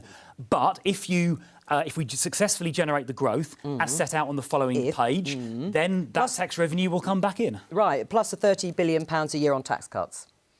Well, that was the scoring I said, first of all. And if the growth... Up to 45? Well, in the first year, I think it's... First full year, I think it's 26, and it goes up to 44 from memory. But if you look at the next page, that sets out, if we are successful, as we intend to be, in elevating the growth level by at least 1% compared to what would otherwise happen, then that money comes back in additional revenue. You will appreciate, though, that cutting back on borrowing was the defining mission, if you like, of Conservative governments, successive Conservative governments. I just want to remind people and show them this. David Cameron, previous Conservative Prime Minister, his pitch to the electorate in the 2015 election campaign. I became Prime Minister at a time when there was no money left. And I bring this with me everywhere, the note that the Treasury Minister left. And there it is. Dear Chief Secretary, I'm afraid there is no money. Do we go right back to the start? with Ed Miliband potentially propped up by the SNP, who want even more borrowing, even more spending, even more debt, all the things that landed us in that mess in the first place. I never want us to go back there again. So, Chris, David Cameron in 2015 saying that in his view increasing borrowing is what Labour and SNP politicians do, not Conservatives, and yet that is what you are announcing today. I don't accept that. So, first of all, he was right to refer to the appalling car crash of a mess Labour left behind in 2010. I thought that was a global shock from the financial crash, the one that you're talking about with the energy. Financial markets, and they spent too much. And I now sit at the desk where Liam Byrne left that message. But I don't accept that we're doing anything like Labour for two reasons. First of all, the Chancellor has been very clear today that we will get debt over GDP falling in the medium term. And secondly, the growth plan will ultimately yield more tax revenue, as I have said already. And I would also just remind viewers that today we have the second lowest debt over GDP of any G7 country. Can I just say, you were talking about, you've been in power, you've been in, for 2 weeks. Actually, it's 12 years. And for Conservative voters... I've been in the Treasury for 2 weeks. Yeah, but it's a Conservative government. I mean, this is a Conservative government that's been there. And, we heard David Cameron, I realise circumstances have changed, but, Boris Johnson only left recently. It's a completely different approach that you're taking now than one that we've had before. For voters looking at what a Conservative government stands for, aren't they going to be slightly perplexed? This is a complete change in direction from what Boris Johnson was telling us and people sitting around that cabinet table, including Liz Truss and Kwasi Kwarteng, only a couple of months ago. Well, and we've obviously come through COVID, which has been an enormously disruptive period economically. We've had the war in Ukraine, which has caused huge turbulence as well. We've now got a new Prime Minister. We've got a new administration. Kwasi Kwarteng is new to the Treasury. I'm new as Chief Secretary. The Prime Minister is newly installed in her position as well. And we want to set out, and we have set out today, a new plan for UK growth that will drive our economy forward through the rest of the 2020s to meet the challenges of our age. And I've mentioned Ukraine and COVID as two challenges we have to overcome. And our response to those challenges is this new growth plan. And it is different. Tory MPs are willing to go along with this? Yes, I am, because... obviously, there's no manifesto to base this on. Yeah, because Conservative MPs, I think, and Conservative supporters, and indeed I think the vast majority of the public as well, instinctively understand that you can't have tax levels that are too high to the point that it stifles investment, stifles innovation, stifles growth, potentially drives people overseas. People, internationally mobile companies and people have a choice about where they locate.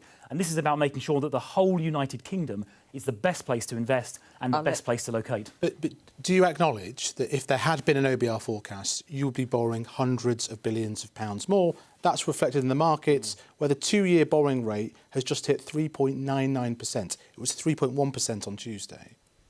Well, clearly in the very short term, for reasons, for example, to do with the energy intervention, borrowing will be higher it's not the in the energy short intervention. term. It's the permanent tax cuts that you've chosen to do. This is what would not have been done had you stuck to the previous Conservative sort of, approach. You wouldn't have done £45 billion of tax cuts every year. You've chosen that. That's by the final. But as I set out, our expectation, our plan, is that this will deliver higher growth than would otherwise be the case. All you have is a table. You just have a table saying... That will ultimately generate higher tax revenues. But that's not a plan. It's a table saying if we get 1%, we'll get 47 billion. Why not put 2% well, the plan, and get 90 billion? Well, because the plan is the other 40 pages. The plan sets out the steps we're taking to achieve higher growth. Our target, our objective, is to make that extra growth compared to what would otherwise happen an extra 1%. That's our intention. And we've set out the steps that we believe will deliver that. The OBR, when it last looked at long-term growth, cut the long-term growth forecast, partly because of your government's policy, which was you cut back on the workforce. Well, I think, to be fair, it probably looked at the forecast. It did it in March, I think, and that, in fairness... No, they did it in July. And partly because of government policy, the workforce is going to be shrinking, so long-term growth is going down. Are you going to do anything about that? Well, I think... So there's some other measures we're going to come to as the autumn unfolds. This, by the way, is just the first... More workers, more foreign workers? Well, hang on. This is the first instalment in our growth plan. There are going to be further statements in the coming... Well, I think it'll start in October and probably go through November. As the Chancellor said, statements on immigration, statements on all kinds of farm productivity, all kind of business regulation, the City of London and the financial service sector. So we're going to see probably 5 or 6 more statements going into more detail in different sectors. This is just the start of the growth plan, and we believe it will have those effects. You mentioned the OBR forecast. Sorry, Joe. No. You mentioned the OBR forecast. Obviously, they published their most recent forecast for the whole economy under the shadow, the long and dark shadow of Russia's illegal invasion of Ukraine, which has created economic havoc which is continuing. in many countries, including this one. But just because that's happened, we can't postpone or defer our plans for growth because it'll deliver for the whole country. The key to growth is businesses growing. And bringing down corporation tax rates over the last decade did not make businesses invest more.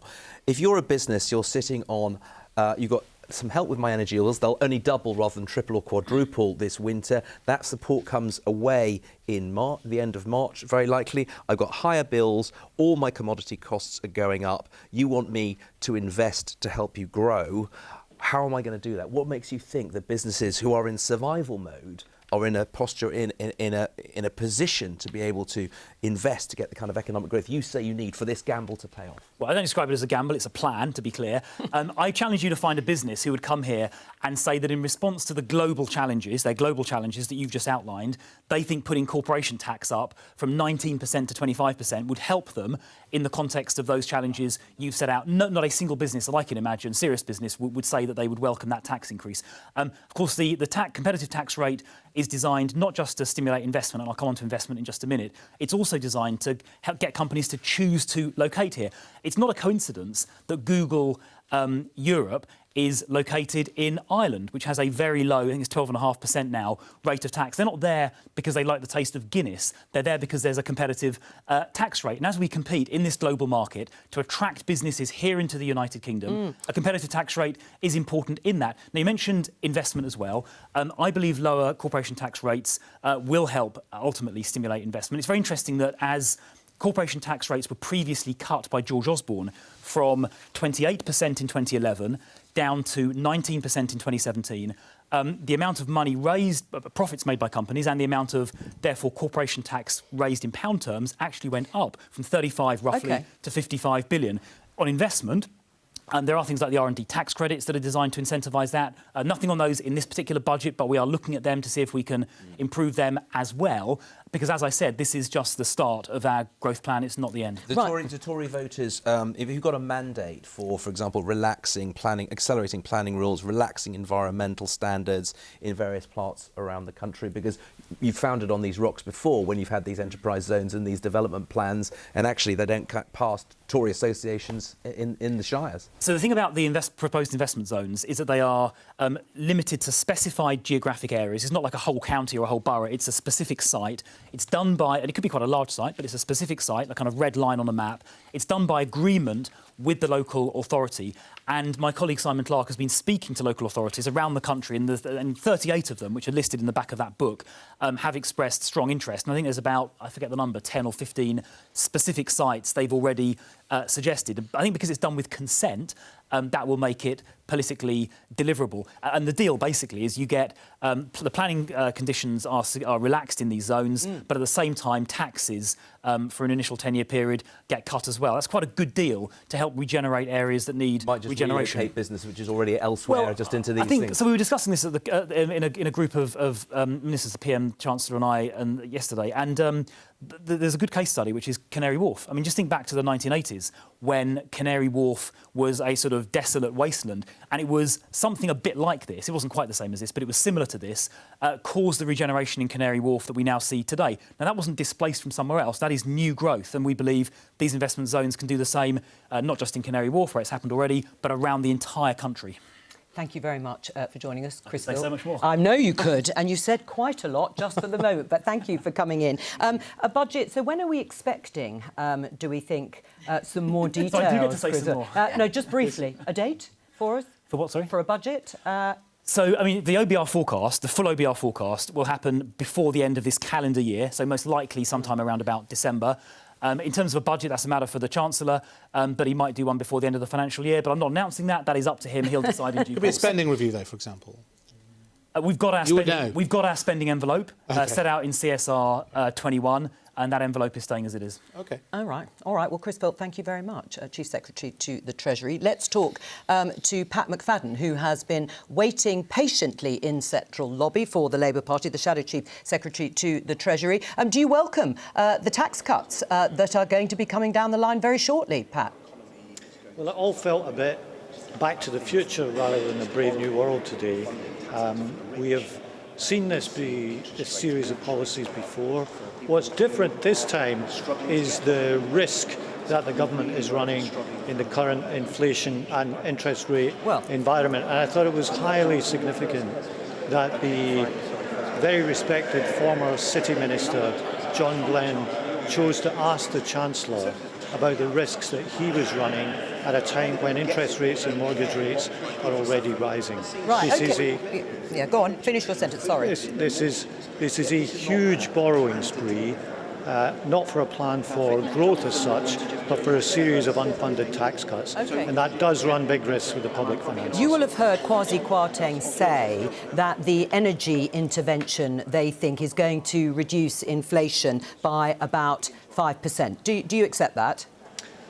Yes, the energy intervention will reduce inflation, but what they're doing today makes it more likely that interest rates will be higher for longer, because what you've got at the moment is a tug of war between the government and the Bank of England, with the government announcing the measures that we've just seen in the Commons, and the Bank of England trying to take demand out of the economy. Yes. This is like a push me, pull you in two different directions, and that is sending out very conflicting signals about the UK economy as a whole. The thing is, though, Pat McFadden, you say this is a borrowing spree. We are talking about very large levels of borrowing, and you would have done exactly the same if Labour had been in power to help people and businesses and households with the cost of living. You've said so yourself.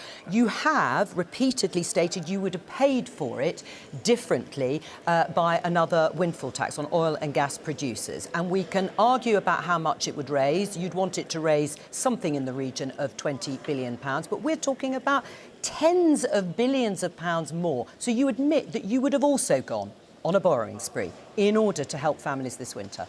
Well, let's separate out the energy price intervention from the mini budget, or effectively a budget that we've had today. On the energy price intervention, you're right, we would have funded some of this through an expanded windfall tax. Now, some borrowing would have had to have taken place, but every pound you leave on the table in terms of revenue that you can raise now is a pound that you have to add to your borrowing in the future. And when it comes to the tax measures that have just been announced, there's a number of them we may talk about, but one of the things that they've done today is ask everybody in the country to borrow £2 billion a year to give a tax break to those at the very top. Well, now, except of course you heard Chris Philp repeatedly saying this is a tax cut for pretty well everyone in one way or another, that it will benefit everyone. You're right, not to the same degree, but that everybody will get, or most people, those who pay tax, will get some sort of reduction. Well, the biggest benefit, of course, as I was just about to say, will go to those who are earning the most when you look at the measures right across the piece. So there are two questions about this. One is the level of borrowing and so on, and we are discussing that, but the other is what are you buying? Are you actually buying a plan for growth, or are you buying a sugar rush through what has just been announced before? Now, there are historic parallels that have been referred to in the Commons chamber over the past hour or two. We saw a previous Conservative Chancellor, Anthony Barber, do this many, many years ago. Borrowing for tax cuts in this kind of inflationary environment does run the risk of just adding fuel to the inflationary fire, putting pressure on the bank to raise interest rates more, but not actually putting the building blocks in place for the kind of investment in infrastructure, technology, education and energy transition that should be the building blocks of a sustainable growth plan. I'm going to open this up to my colleagues here in the studio.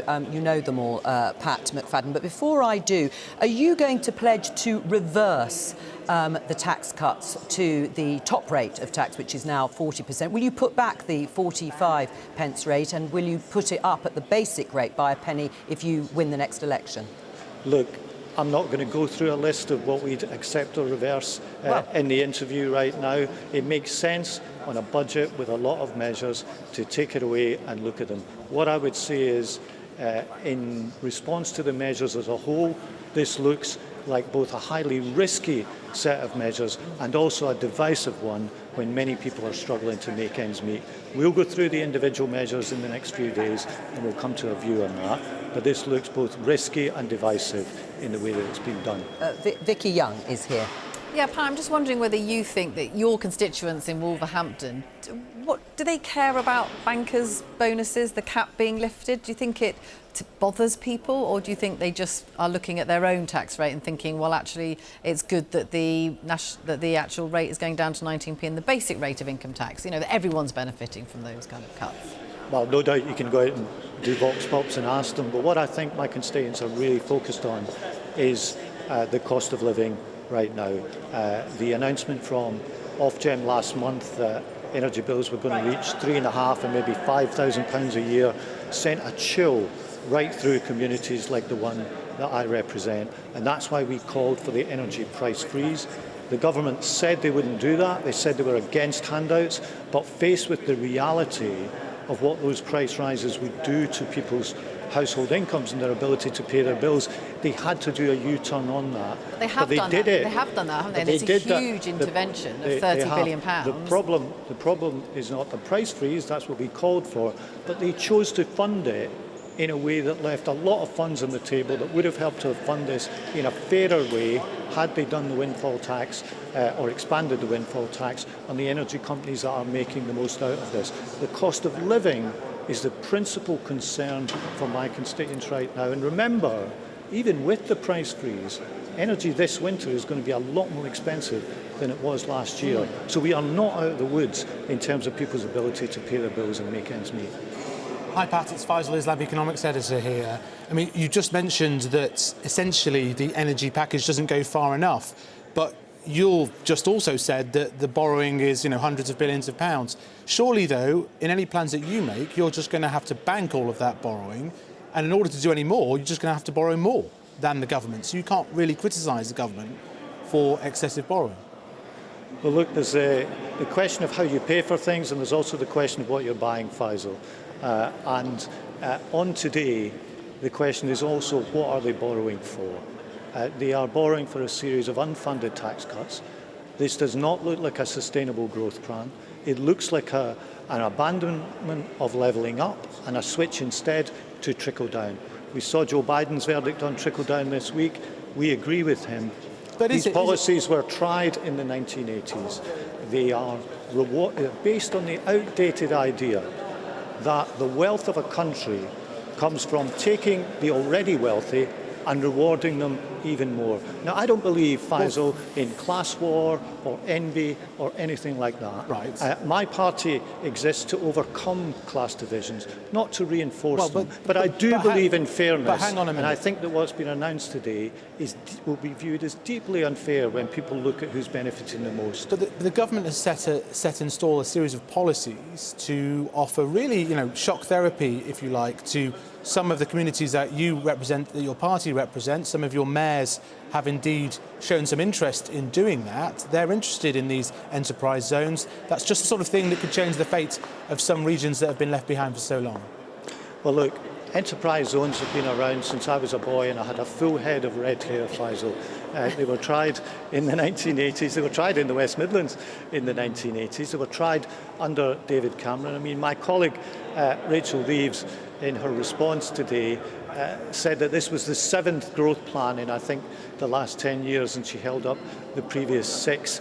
So they've announced enterprise zones or investment zones again. I'm sure you're right that mayors and local authorities will try to make the most of anything that's announced for their areas, and it's quite right that they do that. But please forgive me if I don't, do a lap of honour and a great excited cheer when I hear another announcement of enterprise zones, which I've heard many times before. Oh, well, Pat, I'm sure you're not that old, really, as you are trying to make out. We'll leave you not to do a lap of honour, but at least to perhaps step away there from central lobby. That's Pat McFadden, the Shadow Chief Secretary to the Treasury for the Labour Party. We're going to be speaking to the SNP very shortly. Let me just bring you some more reaction. This tweet from Bloomberg.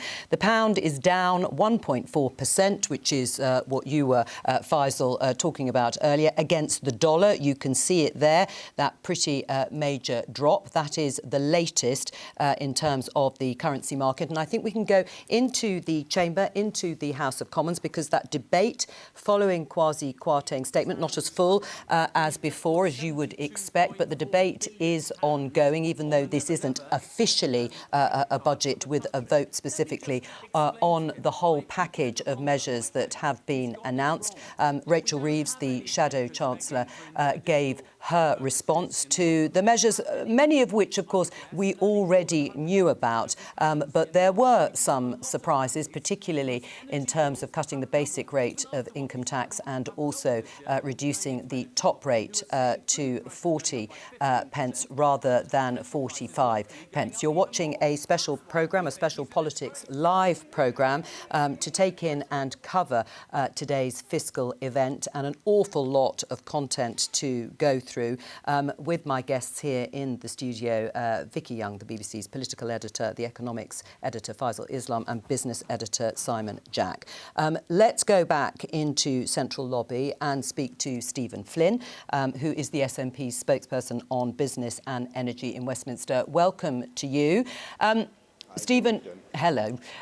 You will appreciate that this is a huge intervention from the government when it comes to helping people with energy bills. Do you welcome it? I think what we need to look at in totality here is the fact that what the Chancellor has announced today is the biggest tax giveaway or tax cut since 1972, which infamously went down in history as the worst budget ever, and immediately crumbled apart. And I think what we're going to see is the same with this here today, because the Chancellor has essentially done a massive giveaway to the richest in society on income tax, on national insurance, and of course on bankers' bonuses. It's the richest who are going to benefit the most. That's an ideologically driven gamble, and it's not something that I support, no. Well, in terms of a windfall tax, which originally you weren't in favour of, but now in fact the SNP is in favour of. You originally said, Stephen Flynn, that it would be a tax on your constituents' jobs, on the oil and gas producers. So you weren't in favour of that, but now you are. What's changed your mind? Well, of course, that was at the start of this year, and I did indeed have concerns about the impact that a windfall tax could have upon investment locally within Aberdeen. But of course, you didn't want to tax the profits of the oil and gas producers then? You didn't think that that would be fair? Oh, no. What I said at the time, John, I think you'll be aware of the fact that I didn't vote against the windfall tax. We merely abstained at that moment in time, was simply to get clarity from the Labour Party as to what the impact would be locally. Obviously, what we've seen subsequent to that was the price of energy absolutely skyrocket. And as I'll be very clear, I absolutely fully support a windfall tax. And indeed, I support increasing the scope and the scale of it to not just include energy companies, but to include the likes of Amazon, Serco, and indeed the likes of AstraZeneca, who've benefited massively from the pandemic as well. But your leader, Ian Blackford, at Westminster, has said that the government's energy plan will fall far short of the help that we need. Is that really still the position of the SNP, given that this is one of the biggest government interventions to help people, and it will bring down the average typical household energy bill to £2,500 a year? Still big, I grant you, but £2,500 a year, and help for businesses too. Yes, I fully support Ian's remarks in that regard. When we're looking at energy prices, we need to reflect upon the fact that at the £2,500 cap, they'll have almost doubled since last summer. That, for many families, is far too much. And that cap, whilst we call it a cap, of course, isn't a cap, and many families will experience costs which are far in excess of that because it's based upon the unit rate, and that's the same for many businesses who, importantly, have been left behind throughout this crisis. And only recently we've seen support announced, but just today in Aberdeen we've seen a huge paper mill close, 400 jobs going because, quite simply, they can't afford the energy prices, and what the Chancellor's announced is not good enough. Right, I mean, Stephen, after today's announcement by Kwasi Kwarteng to cut the top rate of income tax to 40%, that's going to leave Scotland with a top rate of 46% and the rest of the UK on 40%. What are you going to do about that? Well, of course, the big difference between the UK government and the Scottish government, Joe, as you'll be fully aware of, is the fact that the UK government can borrow. Indeed, the UK government is currently sitting with around £2.4 trillion worth of debt. So when the UK government is putting in place these tax cuts, they're doing so knowing that they can borrow. If the Scottish government was to replicate that, then they're doing so without the knowledge that they can borrow. So that will ultimately lead to implications for the public sector. So what I fully expect Scotland's Finance Secretary to do is to take a sensible and pragmatic approach, as is always the case, and respond accordingly to what the Chancellor has announced today. Stephen Flynn, thank you very much there in Central Lobby. Let's get some more reaction from the city, from the markets, with Jane Foley from Rabobank. She joins us now. Hello to you. Just give us now the reaction of the markets, please, to what's been announced by Kwasi Kwarteng. There has been a very negative reaction in the markets here. Sterling is very much under pressure, not just against the US dollar, we've got a lot of dollar strength, but also against the euro. And of course, in the bond market, that's perhaps where most of the reaction has been seen. And we're seeing a huge sell-off really in the gilts market. In the shorter duration bonds, we're seeing 2-year gilts, 5-year gilt yields pushing higher. Now, we've got to remember that the UK has a current account deficit. Now, what that really means is that we're reliant on overseas investors to fund that gap. And if overseas investors look in at the UK and they don't like the fundamentals they see, well, quite simply, they don't want to purchase part of our debt, and sterling adjusts lower. So that's the process that we're seeing. That's certainly the reaction today. And if you think about why investors are taking that, well, they don't really believe in the fiscal position of the new government. They're worried that some of these tax cuts that have been announced aren't going to be fully funded. That will result in a large amount of debt at a time when the Bank of England is also going to be selling some of its holdings of UK government debt. We spoke to an economist who supports Liz Truss and her plans, and who advised her, and said we shouldn't panic about these things. Admittedly, that was before we had the sort of market reaction that you have just outlined. Bloomberg here, there is a headline that has just appeared. Truss's economic plan sends UK markets into meltdown. Are you panicking, or should the government be holding its nerve? I know some of our clients are certainly panicking. I mean, if you look at the value of cable, that's reached this morning levels that we last saw in 1985. We've got cable really very weak now. That's the sterling US dollar exchange rate. We've got some analysts out there who are talking about parity on the sterling dollar exchange rate. Now, that is not something which is going to be beneficial to many corporates. And if we think about what's going to happen, if sterling does adjust lower, if the market does sell off, that's not a great environment for investors too. And really, I think this government does need to provide a lot more reassurance that it does have fiscal sensibility in order. This is not the message that's come across this morning. Jane Foley, that's been very clear. Thank you very much for joining us today. Faisal, your response listening to that? Well, you don't want an esteemed market analyst saying things like, my clients are panicking about sterling. That's what she said. The key thing here is we didn't get that official forecast, but the Treasury must have forecast how much extra borrowing is required, because they've told the Debt Management Office, which goes and borrows the money for them, to borrow an extra £72 billion this financial year. It's only left until April. So they've gone out and borrowed that. That's probably sparked, when that notice came out, that's probably what sparked the reaction with the borrowing rates, the yields as we call them, shooting up, sterling falling a bit too. So, and the question is this, why didn't they prepare the ground for this? It's a rabbit politically, hooray, but for the markets, if you're going to do a £45 billion tax cut, probably want to prepare the ground a little bit for it, because it's come as a bit of a shock. Well, before everybody, because we haven't got long left, unfortunately, we've only got a few minutes, and I've got to talk to Ed Davey, leader of the Liberal Democrats, who's also in Central Lobby. Hello to you. Let's just go back to the energy package, the massive government intervention. You welcome that, I presume? Well, I'm afraid this government's totally out of touch. And it either doesn't care or doesn't get what ordinary people are experiencing on their soaring bills, whether on energy or food or their mortgages. On the energy package, they're still allowing energy bills to go up by £500 next month after going up by £700 in April. Now, that sort of increase may not be a lot to Tory MPs and to Tory ministers, but it's a huge amount, huge increase in the cost of living for ordinary people. Right. I mean, Ed Davey, you recently called Liz Truss's government, I might be paraphrasing paraphrasing slightly, but ideologically the most right-wing government in modern history. I presume you stand by that. But she has said that she isn't going to cut public spending, unlike the coalition government that you were part of with the Conservatives, which cut public services by 1.4% between 2009-10 and 2015-16 as part of the austerity policy. Do you accept that? I'm afraid I don't trust what this Prime Minister and the government are saying. But you do admit that you were part of the government. For example, they're saying they're cutting income tax today. They're actually raising income tax on lower paid people. As a result of this government's income tax changes, people on middle incomes are going to see higher income tax. People who are earning £1 million are going to get a massive income tax cut of tens of thousands of pounds. So I'm afraid this government is completely out of touch, and I'm afraid it's misleading people. This isn't going to help our economy grow. This isn't a plan. Actually, as you heard from your market analysts, we're going to see investment go down. I fear that growth's going to go down. This is a disaster for our country, and it is a switch to the right by the Conservatives. Ed Davey, leader of the Liberal Democrats, thank you very much for joining us on this special programme. We have only got a minute left. Final thought, Vicki? I would say that Tory MPs are sitting and going, hold on tight right at the... Are they? OK, it's going to be a bumpy ride. So I think it will reduce the length of the recession and the depth of the recession immediately and up front. But the question is whether this, this sort of lack of certainty that we've seen in the markets and whether that is a countervailing factor, whether it counteracts entirely the benefit from the pumping of money into the economy, we don't know yet. The market reaction is really severe. We've seen a rise in the borrowing cost equivalent to what the entire borrowing cost was this time last year.